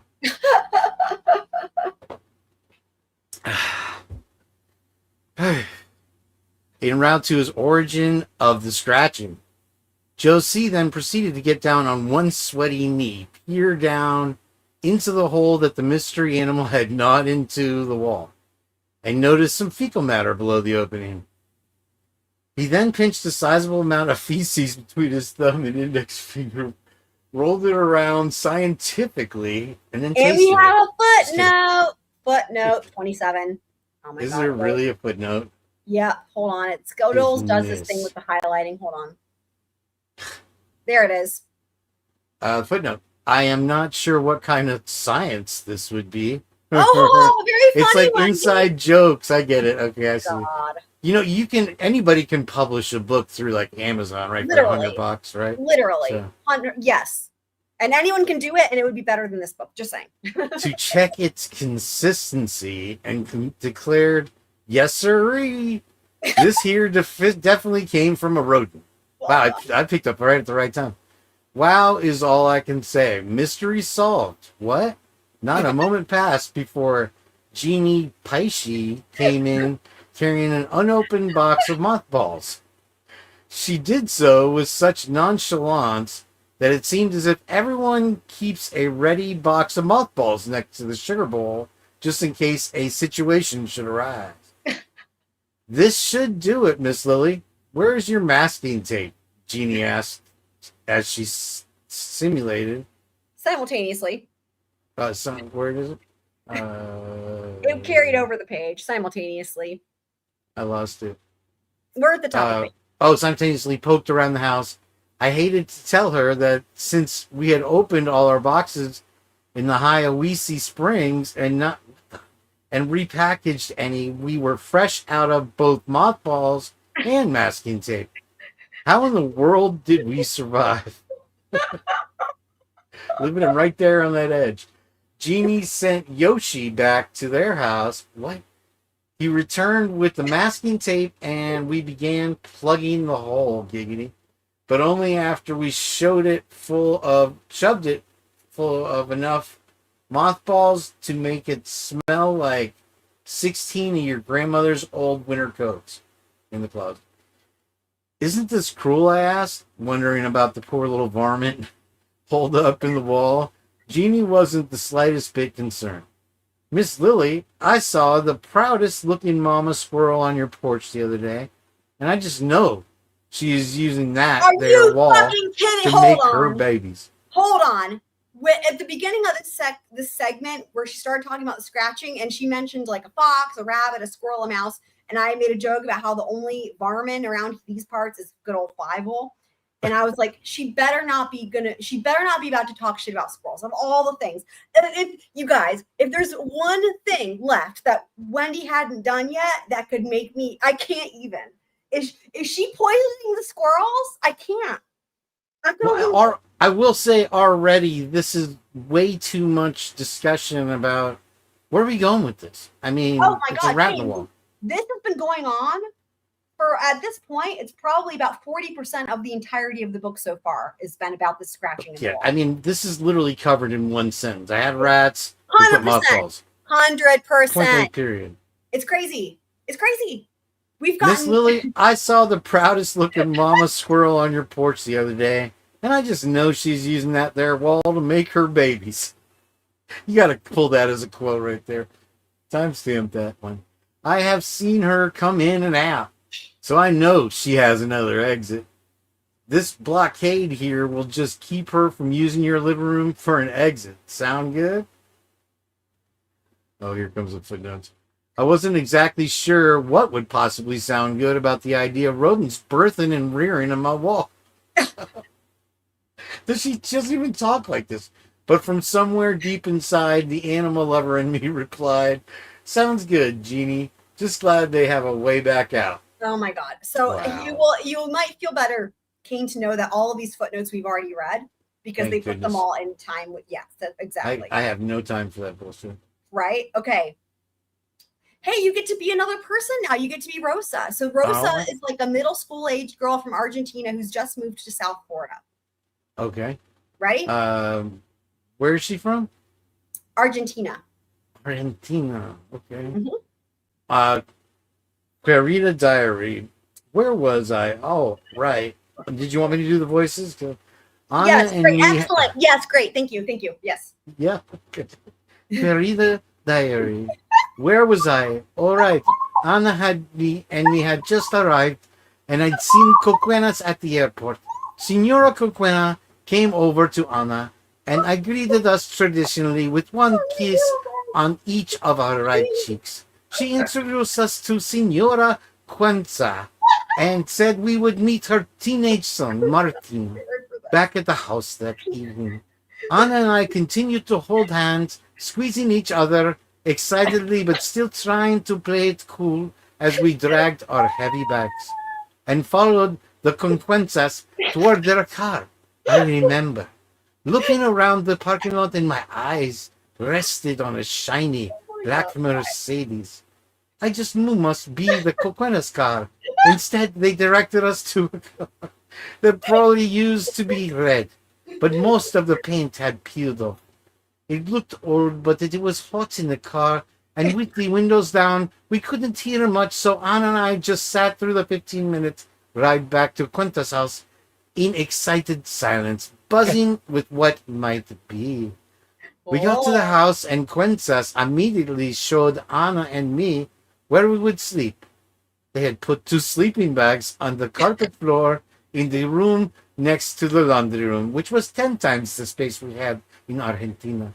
It wasn't grand, but we were too excited to notice. They told us to shower and gave us uniforms to wear. And we changed and headed to the restaurant. Remember, Argentina is one of the largest Nazi capitals. We arrived at the restaurant Wait, and what's learned the Nancy capital? all the refugee officers from World War II Oh, right. escaped via the Right, Vatican and this right, train to right. Argentina and Brazil. Right. And they have large cities where they only speak German, and apparently their children are even more Nazi than they are. Are you saying this because it's a connection to the Hitler Youth outfits for the children? The uniforms. Yeah. Okay. Great. Perfect. Yeah. Another Kane is another footnote. Great. We arrived at the restaurant and learned that we would work in the kitchen, cleaning and cutting the vegetables and meat. Then, when we got really good at those tasks and learned more English, we would be able to work with the customers out front. It was all too much to take in, especially after a very long trip. We worked for a few hours and then headed back to the house. Should I still keep doing the voice? Yeah. With Martin. He is 17. He took sharp turns with the not red car, smoked a cigarette out of the not red car out the window, and well, he is really good looking. Hey, Kane, how do you say 17 in Spanish? Do you know? 17 or cien. Un, dos, I don't tres, know about that. cuatro, cinco, siete. Seis. You meant say seis. 17. Is that? I don't know. He took sharp. I say 17. That's all. He is 17. He took sharp turns with the not red car. Smoked a cigarette out the window, and well, he is really good looking. Anna and I exchanged glance, saying our eyes that we would both have noticed how cute our new cousin was. He didn't seem to notice we existed in the back seat, other than when we argued with the other drivers and yelled bad words at them. Wow, you're not in the country 5 minutes. You're already road raging. He gestured towards the back seat to look for our agreement. We didn't understand much of why he was so angry at the drivers, but we quickly nodded in agreement with whatever he said. We went back to our rooms and fell into a deep sleep. The following morning, we were woken at 5 a.m. to help clean the house and to help make breakfast for Martin and Senora Cuenca before we all went into the restaurant. Anna and I worked all day, only stopping for some toasted bread around 3 p.m. and then back to work. The other workers kept themselves, and we passed most of the day in silence. The days continued like that, and after a few days, I asked Senora Cuenca, when are we going to school and register for classes? She looked surprised at the question, told me I had a lot of nerve asking her such a question after all that she had gone through for us. She told me that I can't go to school right now because it costs too much to bring me from Jujuy to my mammy, and that I need to work to pay it off. There is so much to pay for: our bus tickets, our plane tickets, our passports, our food, our place to stay in the house, the gas Martine uses to take us back and forth from work. Everything is so expensive in America. She listed it all for me, and it's a lot of money that the Cuencas have laid out to make this experience happen for me. Yeah, you're inducted into slavery. Yeah. I don't want to seem ungrateful, but I didn't have any idea that it would cost so much money, that it would take such a long time to earn, because they're paying you 50 cents an hour, or that I would need to pay it back before I could start school again. And so the days continued like that. Each day, did she write this chapter, or who wrote this chapter? I mean, Fievaled. Oh my God. Except Sundays, when we were permitted to go to church, and thankfully there was a mass in Espanol, so we could understand the words and sing along to the end. One night during the usual life-threatening rides home with Martin, he started to speak to us. Well, he started to speak to Anna, really. He asked her if she had a boyfriend. She smiled, averted his eyes, and sweetly and sincerely told him, "No tengo un novio." She had never had a boyfriend. Fun, Kate. Neither of us had. We were not those kind of girls. Anna already turned 14, but I am still 13 and not permitted to have boyfriends. Bye for now, Rosa. Wow, Kane.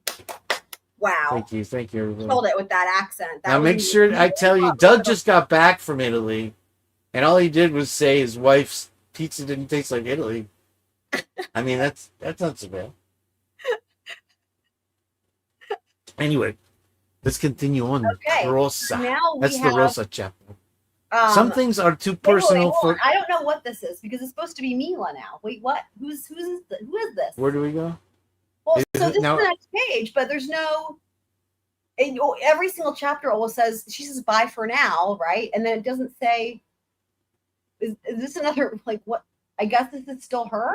I don't understand. All of her chapters have been in italics like this, and they always say Carita Diary at the beginning. So I don't know what this is. This is the next page. That's all. So not only are they in slavery, their personal and private diaries are being read out loud on a book. So yes.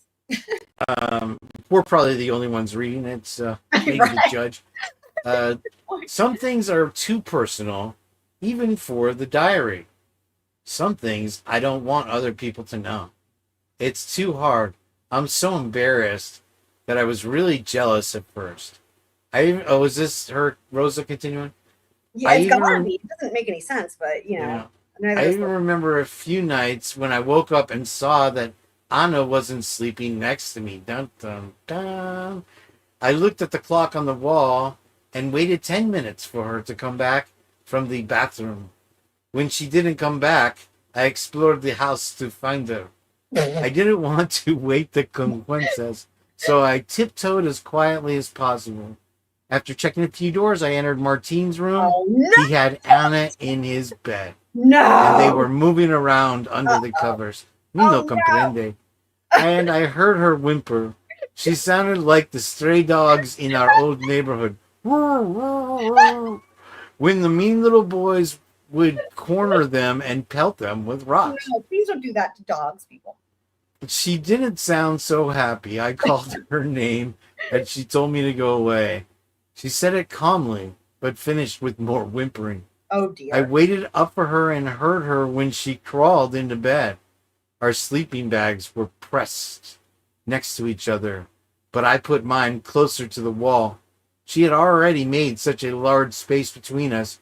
Putting Martin in the middle, I felt betrayed. I can see now why that was silly, but I didn't understand then. I didn't know that she didn't want to be with him. I only started to figure it out later that night. Early in the morning, actually, when Anna went to take a shower and Martin came to my bed, took out his switchblade and held it tight against my neck. Oh. One word about Anna, you stupid little bee, and I will slit your throat. He pulled so hard on my long jet black hair that a few strands came loose and a little blood appeared at the scalp. And then he let go with one last tug, and I curled into a ball, too stunned to cry, too scared to move. I was scared to even talk to Anna about it. I didn't even know what to do. I spent the next few days in a daze, going through the motions of work and sleep without feeling truly awake. I had thought that Anna was a virgin like me. We were only 13 and 14, and we had been told to save ourselves for marriage. It is a sin to have sex before marriage, and Anna was not a sinner. She was a good girl from Juji. Like me, I couldn't believe that she was doing what she was doing with Martin. Sure, he was handsome, but he seemed dangerous, and I thought she wasn't that kind of girl. You know what's interesting? Did it not occur to her? Oh, yeah, the switchblade? Like what? Where, dude? What the hell? Anna never told me about everything that happened with Martine, and we spoke less and less every day. Several months passed. I lost track. I wondered if maybe she blamed me for helping her with the contest that brought her to the United States. It didn't seem like such a great prize now. I woke up when she left our room every night for Martine, and on the nights that she did not leave herself, he came to get her, roughly grabbing her by the arm and dragging her with him. I would wake up when Anna came back in, and she would walk in a little bent over. Yikes. And crumble into the bed. I knew something was wrong, but I was scared to talk to her about anything anymore. I felt so lonely in that house, and the loneliness sat there like a sneaky cat in the room at night. There's a whole lunch word. When Anna wasn't there to be my friend and confidant anymore. What is this, the Golden Girls? A few months later, Anna vomited while we were making breakfast. Oh my God, was she pregnant? Oh no. Dun, dun, dun. Finally, something's happening. I told her that if she were sick, maybe she'd go back to bed and wouldn't have to work. She asked Senora Cuenca when she got up, but La Senora refused. She told us that we weren't paid to be sick, we were paid to work. Anna asked her, "Are we getting paid?" I remember that moment perfectly painfully. Senora Cuenca slapped Anna in the mouth and told her that we are costing her a good bit of money, that we had already, and that we were paid every day as we work off our debt. Ruh-roh. Yeah. Senora Cuenca said that we would see the money in time, but that every day, with our eating lots of food, toasted bread, and using the electricity and the shower, we were costing her more money. One night when we were getting ready for bed, I saw Anna's naked body as we slipped as she slipped into her nightgown. No. She was always thin, and her arms and legs were thinner than ever. Her belly, on the other hand, had a noticeable convex There it is. shape and curving outward like she had swallowed a pumpkin. Mm-hmm. How I miss those pumpkin empanadas straight from the oven. This is Fieval's voice, if you will. You know how the voice of the writer comes through right here, because this is the part where it's like, okay, this poor little girl is pregnant, right? And this is how you can tell it's Fieval, because what is Fieval thinking about? Oh, the pumpkin empanadas. Like, that's where her brain goes. You know what I mean? It's like, oh, psychopath. Yes. like what the fuck? Eating a pumpkin empanada when she's calling the baby a pumpkin, and then her brain is like, oh, pumpkin empanadas, because eat the pumpkin. Like, what? Are we cannibals? Yeah, right? Okay. Thank you, Kane. So much tastier than the fried ones that Maria preferred. Her stomach looked just like the one of those delicious treats. And I almost went to her then. She was pregnant. I had no idea how far along, but definitely, unmistakably with child. She saw me looking then and immediately turned away. "Anna," I said, unable to form the words to say anything more. "Don't, Rosa. You'll just make it worse." She spoke to the floor when she did speak. Always this way now. I hadn't heard her laugh in longer than I could remember. We laid down in silence, snuggled in our sleeping bags, palms touching each other, and we both wept quietly. I cried for many reasons. I cried because I was lonely. I missed Miami and even Maria. I missed school and our friends and my home and everything. Touching her hand, I realized how much I had been missing Anna. The door opened a crack and we sped apart, knowing it was Martine and not wanting to see us interact. She groaned to her feet and I heard her steps on the floor, and as she walked away toward his room, just like that, she was gone. This is ridiculous. I fell asleep, and at some point I remembered hearing a muffled scream. But I could have been dreaming. I was having a bad dream about two boys in Jujuy that brought guns to a primary school and were holding all the children hostage. Later, I remember hearing Anna stumble into the room, get in her sleeping bag, and go to sleep. At 5 a.m. that morning, just like every other morning, I woke up to our alarm. Anna didn't get up. She was harder and harder to wake up every morning. I wasn't sure if it was because she was pregnant or because she spent half the night a week in Martin's room, but she had a much harder time waking up for work than I did. I called her name, I nudged her, I coaxed her into the day. That wouldn't work. I knelt down to her and squeezed her hand. It was cold. Wait, she died? How did she die? Wow, a pregnancy. The pregnancy killed her? I don't know. Martine, maybe. Yeah, we don't know. Well, that's a cliffhanger, I suppose, in a way. I mean, I was not, if for no other reason, then it didn't, like, what could possibly have killed her, right? You know what I mean? Like, that's why it's like, oh, well, what killed her, right? Like, was it? Maybe they hired somebody to kill her, too. Or maybe it was the thing that was in the squeaking in the wall. Oh, wait, wrong. That was the other character. Death by rat. They were death by rat. Speaking of which, how are your rats, Rat Daddy? They are still evicted. Long gone rats. No, we love Yeah, them. sorry. Yeah, I don't want to live with rats. Okay, so we're on chapter 11, Mila. I'm actually eating a cough drop.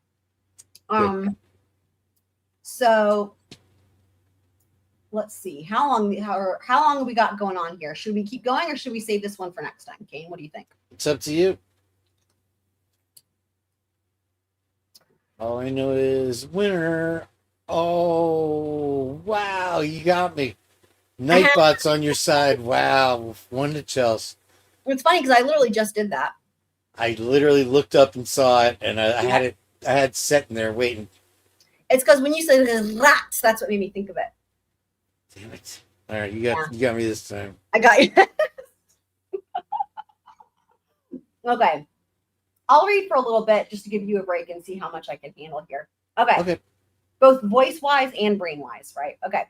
So when we're on to Mila, Atlanta. It sounded exotic. Atlanta. I think the name sounded so exciting because it reminded me of Atlantis. I'm rolling my eyes. I actually did picture it next to the sea, which I knew wasn't true, just from a quick glance at a map. Okay, well, so this is funny because this character previously thought that Atlanta was next to New York City. So did she really look at a map? I don't know. I have questions. Or maybe it was a super quick glance. Okay. Still, I liked imagining that it was more Atlantis and less like a sprawling city. Okay, word left out. So she left out the word like. This is supposed to say, still, I liked imagining that it was more like Atlantis and less like a sprawling city, but forgot the word like. Classic Fievaled. Words are hard. My mom will say that I have a great imagination. I think it's going to help me in my acting career. I will probably only have to work for a few months to have enough money saved to get me to New York City, where things will finally happen for me. I feel like I've been waiting for my life to start. My mother, by the way, this mother character is definitely based off of Donna. My mother always tells me that I'm impatient. Of course I am impatient. Look where all this patience got her. Spending her whole life in Slovakia working in that stupid restaurant. It's not for me. I know how to work hard and I will do it. I just finished my first week of work. It's not as bad as it could have been for someone who didn't already know their way around a restaurant. I had a few days to settle in and meet some of the other workers in the restaurant before I started in. It's a little like the United Nations here without the translators. There are about 25 of us living above the restaurant. It's cramped to say the least. Oh boy. I share a room with 5 other women, 3 of whom speak Spanish. So I guess they could be from Spain or wherever, but I don't really know for sure. There's one girl in the room from the Ukraine, she said, and she seems about my age, but again, we don't speak the same language, so all we can really do is just smile at each other. Well, then how do you know she's from Ukraine? Still, somehow, I feel like she and I might become friends. Just the same, I'm grateful to have a place to live. It's actually really expensive to live in Atlanta, even when I'm sharing a room with 5 other girls. Yikes. I don't know exactly how much it costs, but Chico says he will just add it to the cost of the rent to the amount I already owe him for my visa and travel to Atlanta. Yeah. Chico is the owner of the restaurant where we work. Now, mind you guys, this is supposed to be a Chinese restaurant, okay? Well, he co-owns it with his brother, Jose, but it seems like Chico calls the shots. Chico is definitely the more charming of the two. He has dark hair that he wears a little long on top and slicked back, kind of like Al Pacino in Scent of a Woman. But just the hair, I mean, because Chico doesn't have trouble seeing. He has tanned, muscled arms that he usually shows off in tight-fitting white t-shirts with a tattoo of some kind of Asian symbol on his arm that makes him look tough and sexy. He likes to wear black pants and shiny shoes and carries himself like he is always heading somewhere important and potentially dangerous. He reminds me of a Latin James Dean. Why do you have to compare him like all these different actors? He is gruff speaking, but not with me. He has been nothing but gentle to me since we met. Oh boy. The restaurant where we all work is called, oh, sorry, I misread that. I thought that said Human Palace. Never mind. Okay. The restaurant where we all work is called Hunan Palace. But the only Chinese people involved with the whole business are the 9 waitresses and 1 chef. Most everyone else is Hispanic or Spanish speaking, save for Katerina, the Ukrainian girl, and me. We are learning more Spanish than English, which suits me fine because my English is already very good. So now I'm on my way to being trilingual. The work at the restaurant is somewhat familiar, probably because I'm already accustomed to hard work at a restaurant. It's definitely harder to get through than the 18-hour shifts without my mom. It's so funny because she always complained about her mom the entire time, whatever. And harder to do all the work behind the scenes instead of waiting tables. I never realized how much I liked the attention from all the tourist boys, even though they drove me crazy. It gave me a chance to act. Yeah, I mean, she just complained the whole time. Here at Hunan, I spent the last week totally behind the scenes, cutting and peeling the fruits and vegetables, dealing with the raw meat, which is, well, really gross. I don't want to complain, though, because I chose this work. I chose this change, and at worst, it will be 6 months of work before I head back to Mom and maybe to Merrick. Poor Merrick. I am sure I will have forgotten about him before these 6 months go by. Jesus Christ. There are 2 bathrooms for the 25 of us in the apartment. Oh, Lord, which is not great. I can make do for now, but I wonder what will happen when my time of the month comes around. I just hope that none of us gets sick and has to occupy the bathroom. There could be a riot. Not really, I guess. Wow, great writing, Fievaled, not. Everyone seems to be getting along really nicely. Still, I would be lying if I said I didn't miss my mother, because I do. I miss working alongside her. Each of us none of this is plausible given what she said about her mother so far. Anyways, each of us carrying dumplings, calling in orders, spinning around each other, balancing large heart trays of food. We were a great team. This is just not plausible. This is just not. We were a great team, especially as I got older. And she treated me more like a friend, a confidant. This is crazy. Crazy. In a couple of days, I will try to get enough money for a calling card so that I can hear her voice and reassure her that I am okay. Is this a different character? Literally. I had to break down finally and tell her where I was. That morning, before I left to catch the train, I told her the truth, sort of. I told her that I was going to America to try my hand at acting. But Mila, how will you live if they don't hire you? She worried out loud. She held my hands in hers, and we sat down on the worn green comforter, shabbily covering the bed we shared. Mother, do not worry. Haven't you always told me just how pretty I am with my long blonde hair and sparkling green eyes? I batted my eyelashes flirtatiously at her and flipped my straight hair, shiny and thick, always the envy of my classmates and the joy of the dumpling-eating tourists. Ugh. That move usually did the trick. It didn't that time, though, while my mother's chin quivered convulsively while she tapped her left foot like she had shaky leg syndrome. Again, that reminds me a lot of Donna. That combination always meant one thing. Uncontrollable emotion was afoot. You know, I wonder if when Wendy typed this word, it was like a Freudian slip or whatever, if you will, because she was just talking about her tapping her foot. I don't think this was meant on purpose. Like, she's talking about the mom tapping her foot, and then she says a foot. I think it's just because she lacks creativity and is dumb. Okay.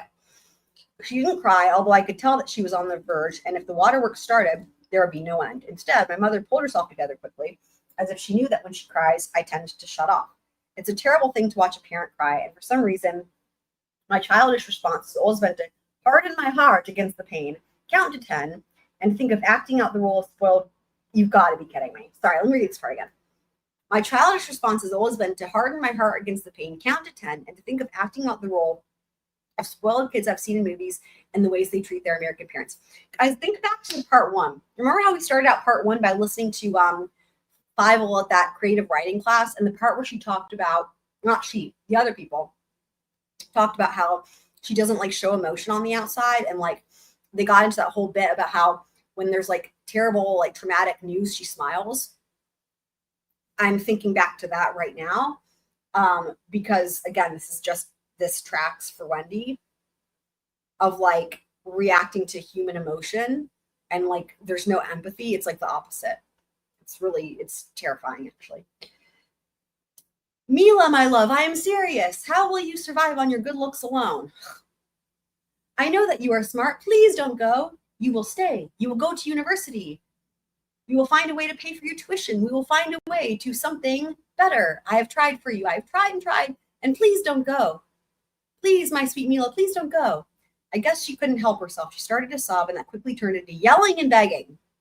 And well, none of it did any good. I mean, I thought about it for a second. Her cries and pleadings definitely tore at my heart, but I didn't let it show.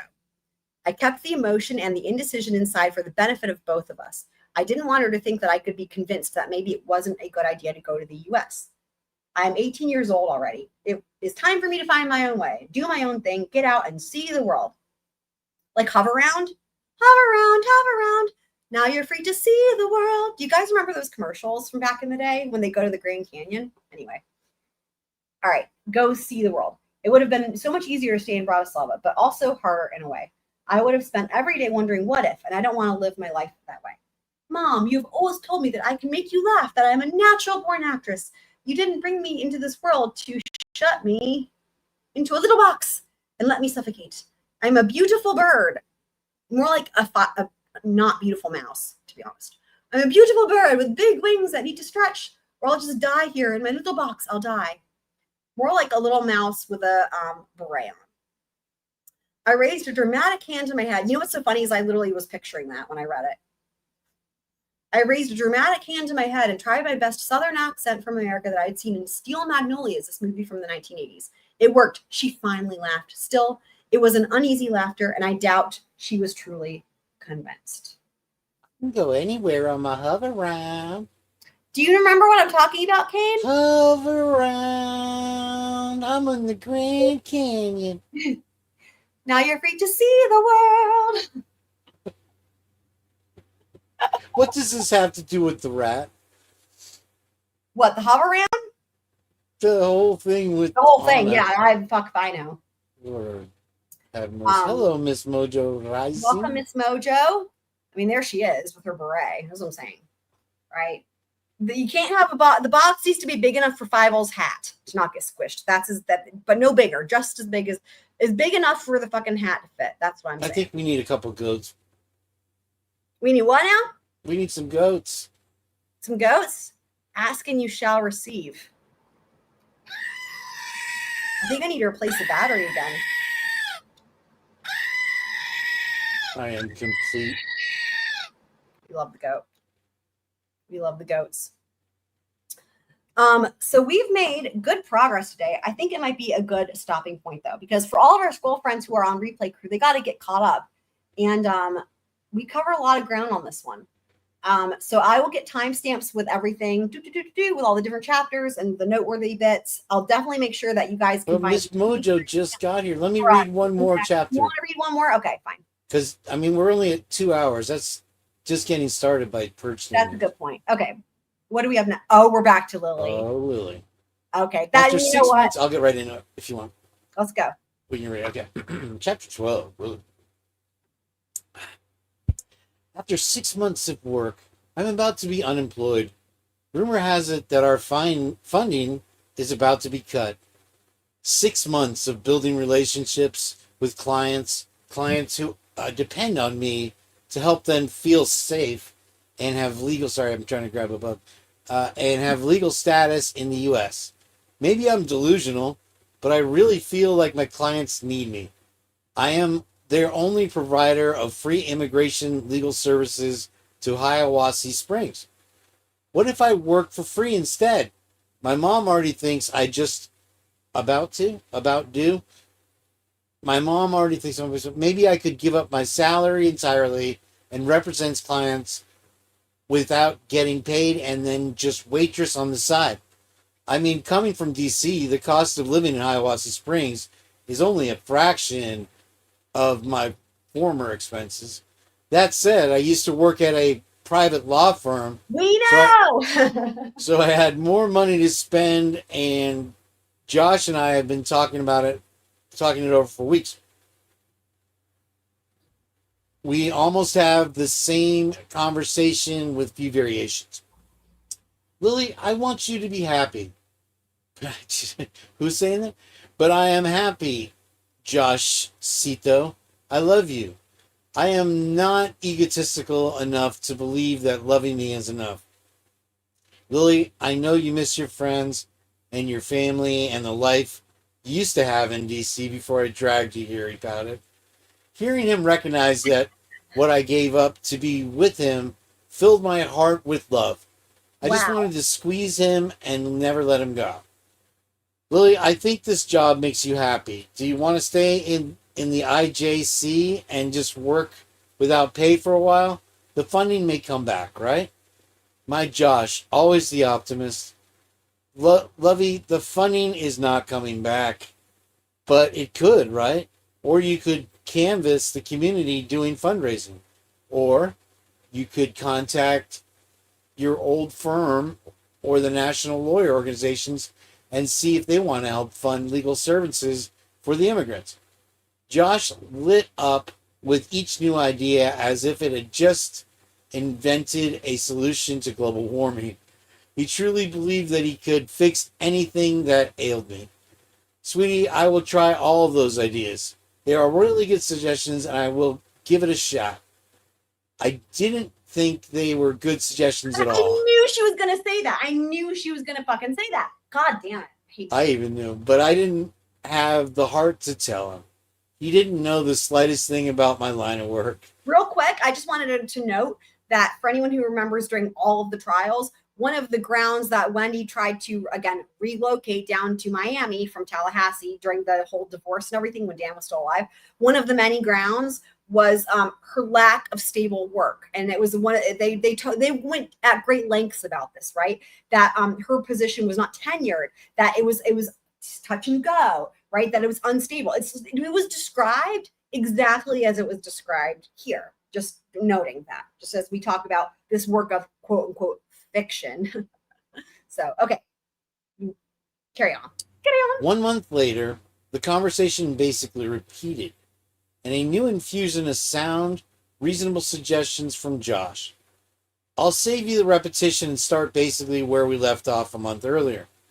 Billy, I want you to be happy, and if there are no other funding options, I think you should keep working there pro bono. Earth to Josh, I am already barely getting paid, and nice try to use the legalese. Wow. But I am already doing pro bono work with my public interest job. Now I will actually be a volunteer instead of a hired employee. Any other bright ideas? Wow. Okay, I got testy. I know I just told that. What? Oh, sorry. I was saying couldn't agree more with Miss Mojo here. She's a piece of work. Yeah. Okay, I got testy. I know I just told you that. I, too, thought about working for free. For some reason, it bothered me only when Josh suggested it. Of course it did. Of course it did. I hate her. Do we need goats right there? We need some goats. Yeah, we need some goats. We definitely need some goat action. Goats! Calling all goats! And not when I thought it up myself. Fucking hell. I get far more moody than Josh does. Somehow this angel of a man manages never to get mean or rude or take ad hominem attacks. See? He always means what he says. And especially when it comes to me. Her, dude, I'm serious. It's like she hates him because he's so good. It's like that. It's like that thing. Ugh. He always means, well, it's infuriating. Lily, I just think Joshua, I interrupted, and he never gets mad when I interrupt. I will follow through with my current clients as far as I can, but I won't take on any new ones. The IJC can pay my salary for the next 2 months, and then I will start looking for another job. How about starting now? Oh my God. He looks sad. Joshua the poet, the English professor, is a contemplative soul. He feels tension more sensitively and acutely than the rest of the population. He furrowed his brow and nudged around a few magazines that he had left strewn across the dusty pine floors with his naked foot. Why would you have to call it naked? It's Naked just, foot. Just weird, right? Maybe she's got a foot fetish. I mean, it's weird. Yeah, the feet have come up a whole lot, haven't they already? I'm afraid, Lily, that if you don't like your job, you'll start feeling unhappy here, like you're not already, and then you'll be unhappy with me. Oh my God, it's like literally what happened. I can't lose you. Yeah, it's self-fulfilling. Yeah. You are my everything. He choked a bit. Yeah, he's subbing, Wow. or what is it, sumping? He choked on a bit on the last few words and then became very quiet and looked down at the floor. I can't really promise not to be unhappy. I wanted to, but I didn't. Because, I mean, you can say the words, but you can't even really mean them when they come out of your face. Out of your face? What is wrong with her? Oh, naked foot. But Oh it's an impossible promise to keep. I mean, that I would be disappointed to leave the IJC after only 6 months of work and with so much left undone. I made a promise to myself. I mean, if they're not paying you, I made a promise to myself to do the best that I could do for my clients and then to work hard to find another job that I would really enjoy. I think Josh knew that I was just trying to make do with an unfortunate situation. He offered another well-meaning suggestion. Lily, he had composed himself to a less sad Josh by now. Maybe this IGC thing might be a blessing in disguise. Maybe now would be a good time to try to start our family. Like an explosion inside me, I felt every emotion at once, and shards of my former pre-married self lodged into my heart, my brain, and my gut. What the fuck is happening? Is she imploding? Really? I didn't even know what to say. I am 35 years old. I am married to the man I want to spend forever and after with, and I have already finished all the schooling I ever wanted to do. Why was I freaking out about this? Josh, I'm not sure that I'm ready. His face fell. He made a motion with his mouth like he wanted to say something, and then he stopped. He just got quiet. He picked up a copy of the New York Times. I could see from the date on the top that it was the one from last Thursday, and I knew that he had already read every article. I think he just wanted to bury himself in something for a while, and he could lose himself easily in the written word. It's the best medium. Joshua, I barely knew what to say to make it okay. I tried. I really love you. At that moment, I tried to convey everything with those words. I wanted him to feel that I loved him, wanted him, needed him, but I could tell that nothing I could say other than yes, let's have children would be enough. So I just want to say also, I mean, does this also tracks, right? Because Fievaled does not have a maternal instinct. And every time she's like talks about the boys, I want to do it's out of possessiveness. It's just like with Donna and the boys, right? The grandkids, because it's like not out of love for them. It's just possessiveness. I mean, it's just all that is here. And there's so much here. I was also going to say too, like, what was it real quick here? The part about her job, right? You know, one thing that's really interesting is that with this character so far, Lily, quote unquote, she has yet to say anything about why she enjoys this job, right? So just to recap, where we've been with this job so far, the internet, what is it? The Immigration Center for Justice or whatever, right? Which is like basically what Fievel's actual job was.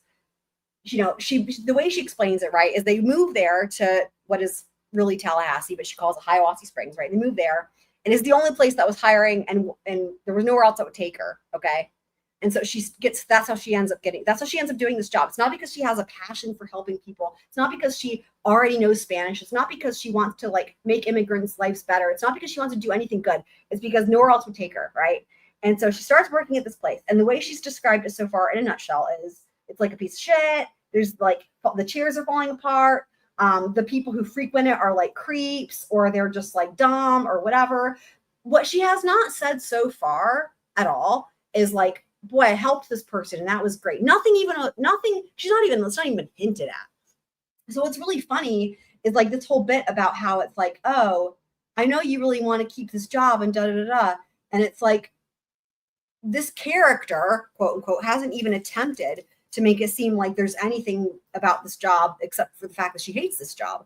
But it's just, again, what is so blatantly obviously missing is like all the normal stuff, like the helping people element. You know, here it is like, yeah, I'm doing this stuff. It's like almost pro bono, basically pro bono. I'm not getting paid. And it's like, normally if somebody's saying that, they would follow that up with, but you know what? It's worth it because I'm blah, blah, blah, whatever, something that matters, right? But not Fievel. She can't even for a book's sake, even for a fictional novel's sake, she can't even come up with that in her head because I think she lacks the empathy. You know what I mean? It's like she's incapable of actual emotion. Yes. And she's trying to use every adjective possible yes. to fill in to make like she does. 100%. Yep. I couldn't agree more. It really comes across. It's scary. And honestly. She's searching with like, I racked my brain and my heart to figure out why I was having this reaction. Well, because it's a normal reaction. Yeah, right. Emotion, you know? Yep. Yeah, 100%. And her parents had been telling me for years that after age 30, I would be a higher risk pregnancy. I mean, who thinks about that shit? You either want the family or you don't. Right. Especially given our family history. I love that thrown in. Great. All right, I'll go on. Yeah. They had already mentioned, I was going to say that if maybe Twiz could read the next chapter, we can continue a little longer. That's a good point. Twiz, get up here, bro. Twiz, are you readable? Yeah, he hasn't done shit for the last month anyway. Yeah, he's not been on for Twiz Reads in quite some time. They had already mentioned, not with great subtlety, and more than a few times, that I should be ready to have a baby. Sure. Especially now that I was married. I love kids. I really do. Wise. My sister already had 3 of them. And I am head over heels crazy for them, James. Oh, James, Ella, and Ruby. They are healthy and rambunctious. Okay, and the reason that's not you, that's her. She forgot to put a space between the period and the J. She's missing a space there. Like, Microsoft Word would underline that for you. Like, how do you even leave out the space? That was not your fault. That's her fault. Okay. Another Fieval punctuation. Another Fieval. Yep. She Fievaled it. Totes. They are healthy and rambunctious and so much fun. I love watching the way my parents adore grandparentdom and cherish the birthday parties. Yeah, because you can put them back when they start crying. And cherish the birthday parties and the special blueberry pancakes that my little niece Ella loves for my mom to make. You know what that is? That's her trying to think of something like, what would a normal person think a child does that's cute? That's what that is. Trying to make it special. That's not even realistic. You guys, that to me doesn't even sound like, and I've been around kids forever with teaching, and I've got a niece. This doesn't actually sound like a kid word. Let me know what you guys think. Does this seem like a kid word or like a word that someone would make up if they've never actually like related to kids? I don't know. Yeah, that seems like what the parents call the pancakes. Right? To get the kids excited. Creepy. I love my parents enough to want to give them more joyful people. See, that's how they used to look at children in the Middle Ages. They called them, they were considered little people. They had to work. They dressed them like adults. They didn't view them as children. But Kane, it gets worse. Joyful little people to appreciate them. So it's like giving birth to people so that you can have more fans or whatever. What's the word I'm looking for? Go through the motions. It's crazy. And I want to give Josh a baby. Give him a baby if he wants one. It's just, I'm not done yet. With what? You just made a list of everything you wanted to do that you'd already done. Something inside me has changed. It is not just the move from our bustling nation's capital to this sleepy, seductive town, really. It is the people, it is the work. It has become not just something that I do, but something that I am. I am now a public interest lawyer, a human rights attorney. My work has become inextricably intertwined with my identity. There's This some is so alliteration. funny. And I don't want to have to learn to be anyone else. I feel so she's an attorney. I mean, she could at least get a job as a paralegal and make decent money. No, but what she said was nowhere else would hire her except for the IFC or what the immigrant The place. IGC. Yeah, no one else would hire IGC. her. Yeah. And Why? I think that we know that this is what Fieval's actual job was, and she always talked about how it was like touch and go and wasn't a stable. Like I think this is probably true.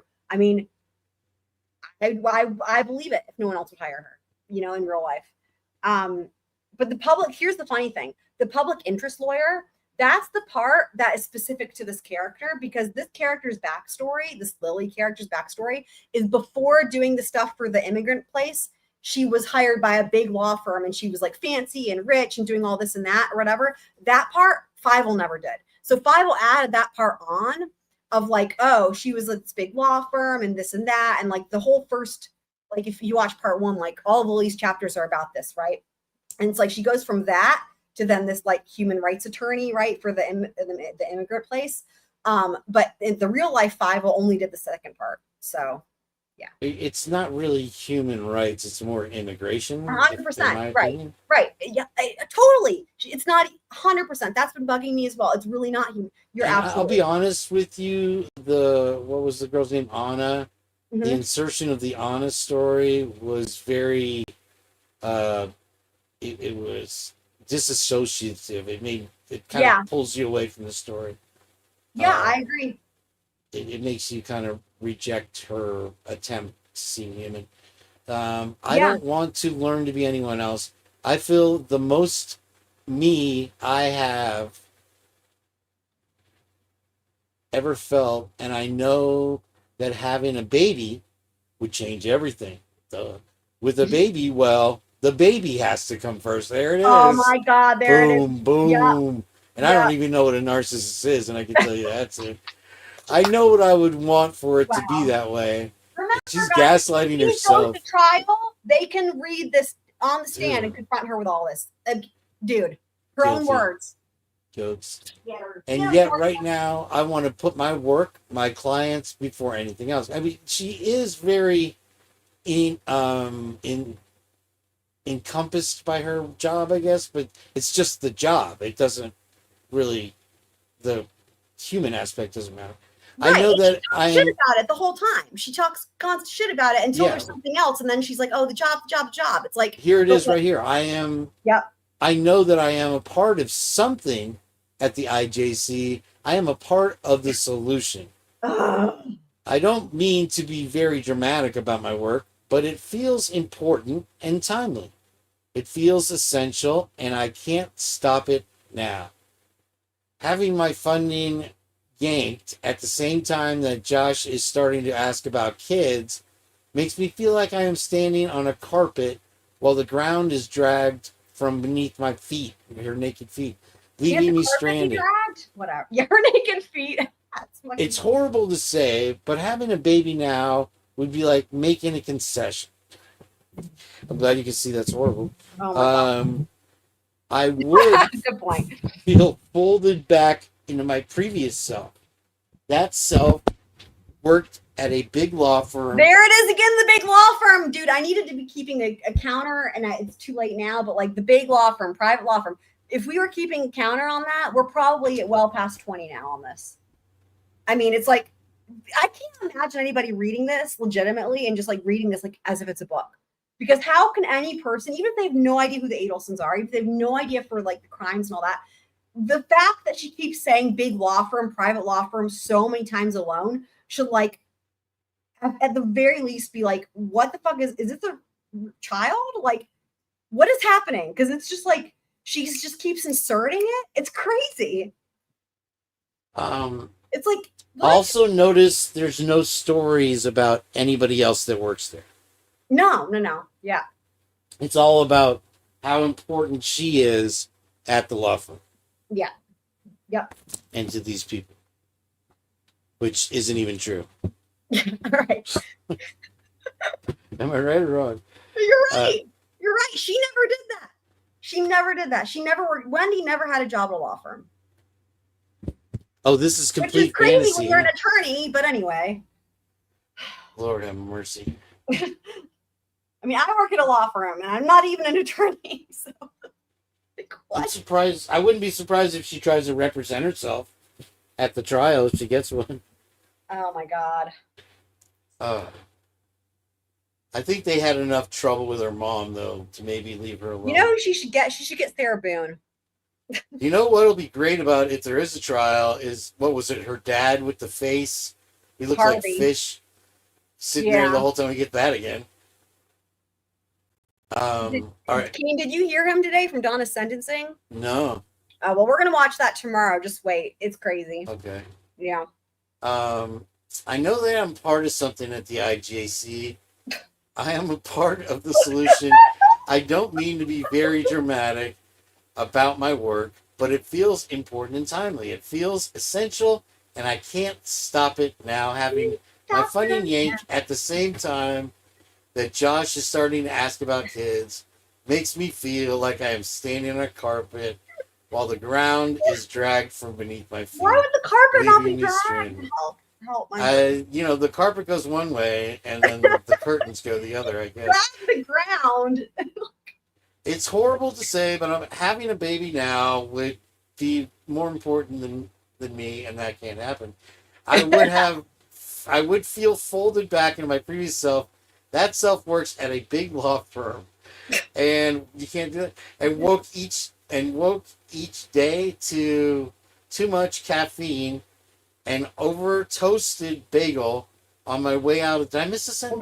No, that's her own fault for not being able to fucking toast a bagel properly. Like an over toasted bagel. mean, well, why don't you just set it to normal, Fievel? It's not that hard. If you mess it up one day, you get it right the next. You know, Right? mean, you Not buy them in hard. 6-packs. You know, Yeah. it's not like you don't get a second chance. 100%. On my way out the door, fake smiles. There you go for my colleagues. Yeah. False assurances, and that's the ones that work with her. To my clients. And Shanghai and Oh my God, sorry. False assurances to my clients? Wow. You're lying to your clients? Well, I mean, it's made up world anyway, so this is Windy World. Wow. Disbarment in Shanghai. Okay. Is Twiz trying to hide? Twiz, you're reading the next I haven't chapter. seen Twiz in a while. He hides. He does. He's watching. Munich Shanghai. and wherever else I was doing business. What? Now she's a world traveler? Lord have mercy. Without even meeting my clients. I would have the office, grab a drink with friends. What friends does she have? She doesn't talk about any friends. She talks about people from other countries. Right. Whine about being single, trudge home to my apartment, and sleep the sleep of the unconcerned. Then I would wake up 7 hours later and do it again. Each day, Sunday through Sunday. I lived like the slut the suit that I was. I felt less than whole, but I assumed that what I needed was a great boyfriend. Someone with whom could worship my feet. To enjoy all the things that I didn't do myself. She wanted him to do everything for her. I assumed that they would be better done with someone else. Who had the time, anyway, for paddle boating in the tidal basin? Who else here is wishing that Fievel had drowned in the tidal basin? Raise your squirrel paw. My paw is raised. I put my life on hold, waiting for the special guy to come to take me to the FDR Memorial as the sun set, to sniff in those cherry blossoms 1 week each spring, to leisurely walk around the mall and the Capitol, admiring the greenery and the stately buildings. What about the shrubbery? Maybe never mind. What are those phallic symbol buildings? Well, Winston-Salem, which is where I work, our Capitol building there, I say our, I don't live there. The Capitol building there is literally a penis. It's Obelisk. Oh, obelisk. Yes. Washington Monument. This one's way more phallic than that. I'll have to show you guys pictures next time because you won't even believe it. It's like somebody played a big prank when they built that thing. It's really funny. I promised myself that I would be different when I had someone to share it all with. That didn't work out. I would stop working every day from early in the morning to late at night. I was my work then, too, I suppose, although I was a shell of my current self. Now I wake each day to a wonderful Who you man complain about all the time, though. I just who don't. she eventually leaves, right? Yeah, well, murders. Well, yeah, it's leaves then murders. Yeah. Or, killed, leave. It doesn't matter to her. The permanent way to leave, right? He's a wonderful man. He slides a protective arm around me when he feels me rise early to do some yoga before work. What? She's unbelievable. His breath is warm and a bit smelly. Footnote. What the frick? There it is. And he leans in close. Oh, there's a footnote. Did I miss it? Yeah. I hear that yoga is You hear that yoga is relaxing? You just said that he puts his arm around you before you do some yoga before work. Yeah. Nice footnote. It's like she didn't even read her sentence. No. His breath is warm and a bit smelly, and he leans in close and tells me that I am beautiful and loved. I slide out of bed, and after enough stretches to make me feel strong and balanced and ready for the challenge of the day, I take a steaming hot shower. 29. This house might be infested with all kinds of animalia, but the shower has never disappointed. That's in reference to the scratching behind the wall, which she still hasn't told us what it is. Maybe the pleasure she gets from the mowing. And pad into the kitchen to make us breakfast. What? I sleep fitfully for most of the night, thinking of my clients who you don't care about and you lie to. Oh my God. Right. Thinking of my clients, excited for the day, worried about what they will do if our funding is gone, wondering if I should just do it for free. Not even. Having a significant other definitely has given me the freedom to savor a little more. But I can see now that I was waiting for someone to come and fill a void in my life that I had made myself. My half-Puritan roots. Sorry. So I'm just thinking like, sorry, Fievaled, that void can never be filled, just first of all. Oh my goodness, Puritan roots. Puritan roots. You know what's also your Puritan roots are coming in.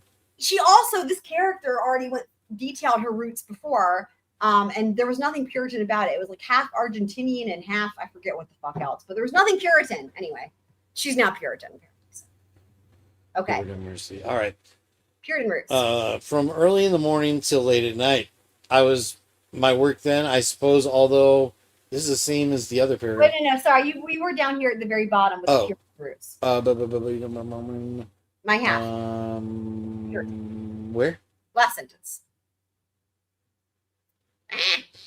Having a significant other definitely has given me the freedom to savor life a little more, but I can see now that I was waiting for someone to come and fill a void in my life that I had made myself.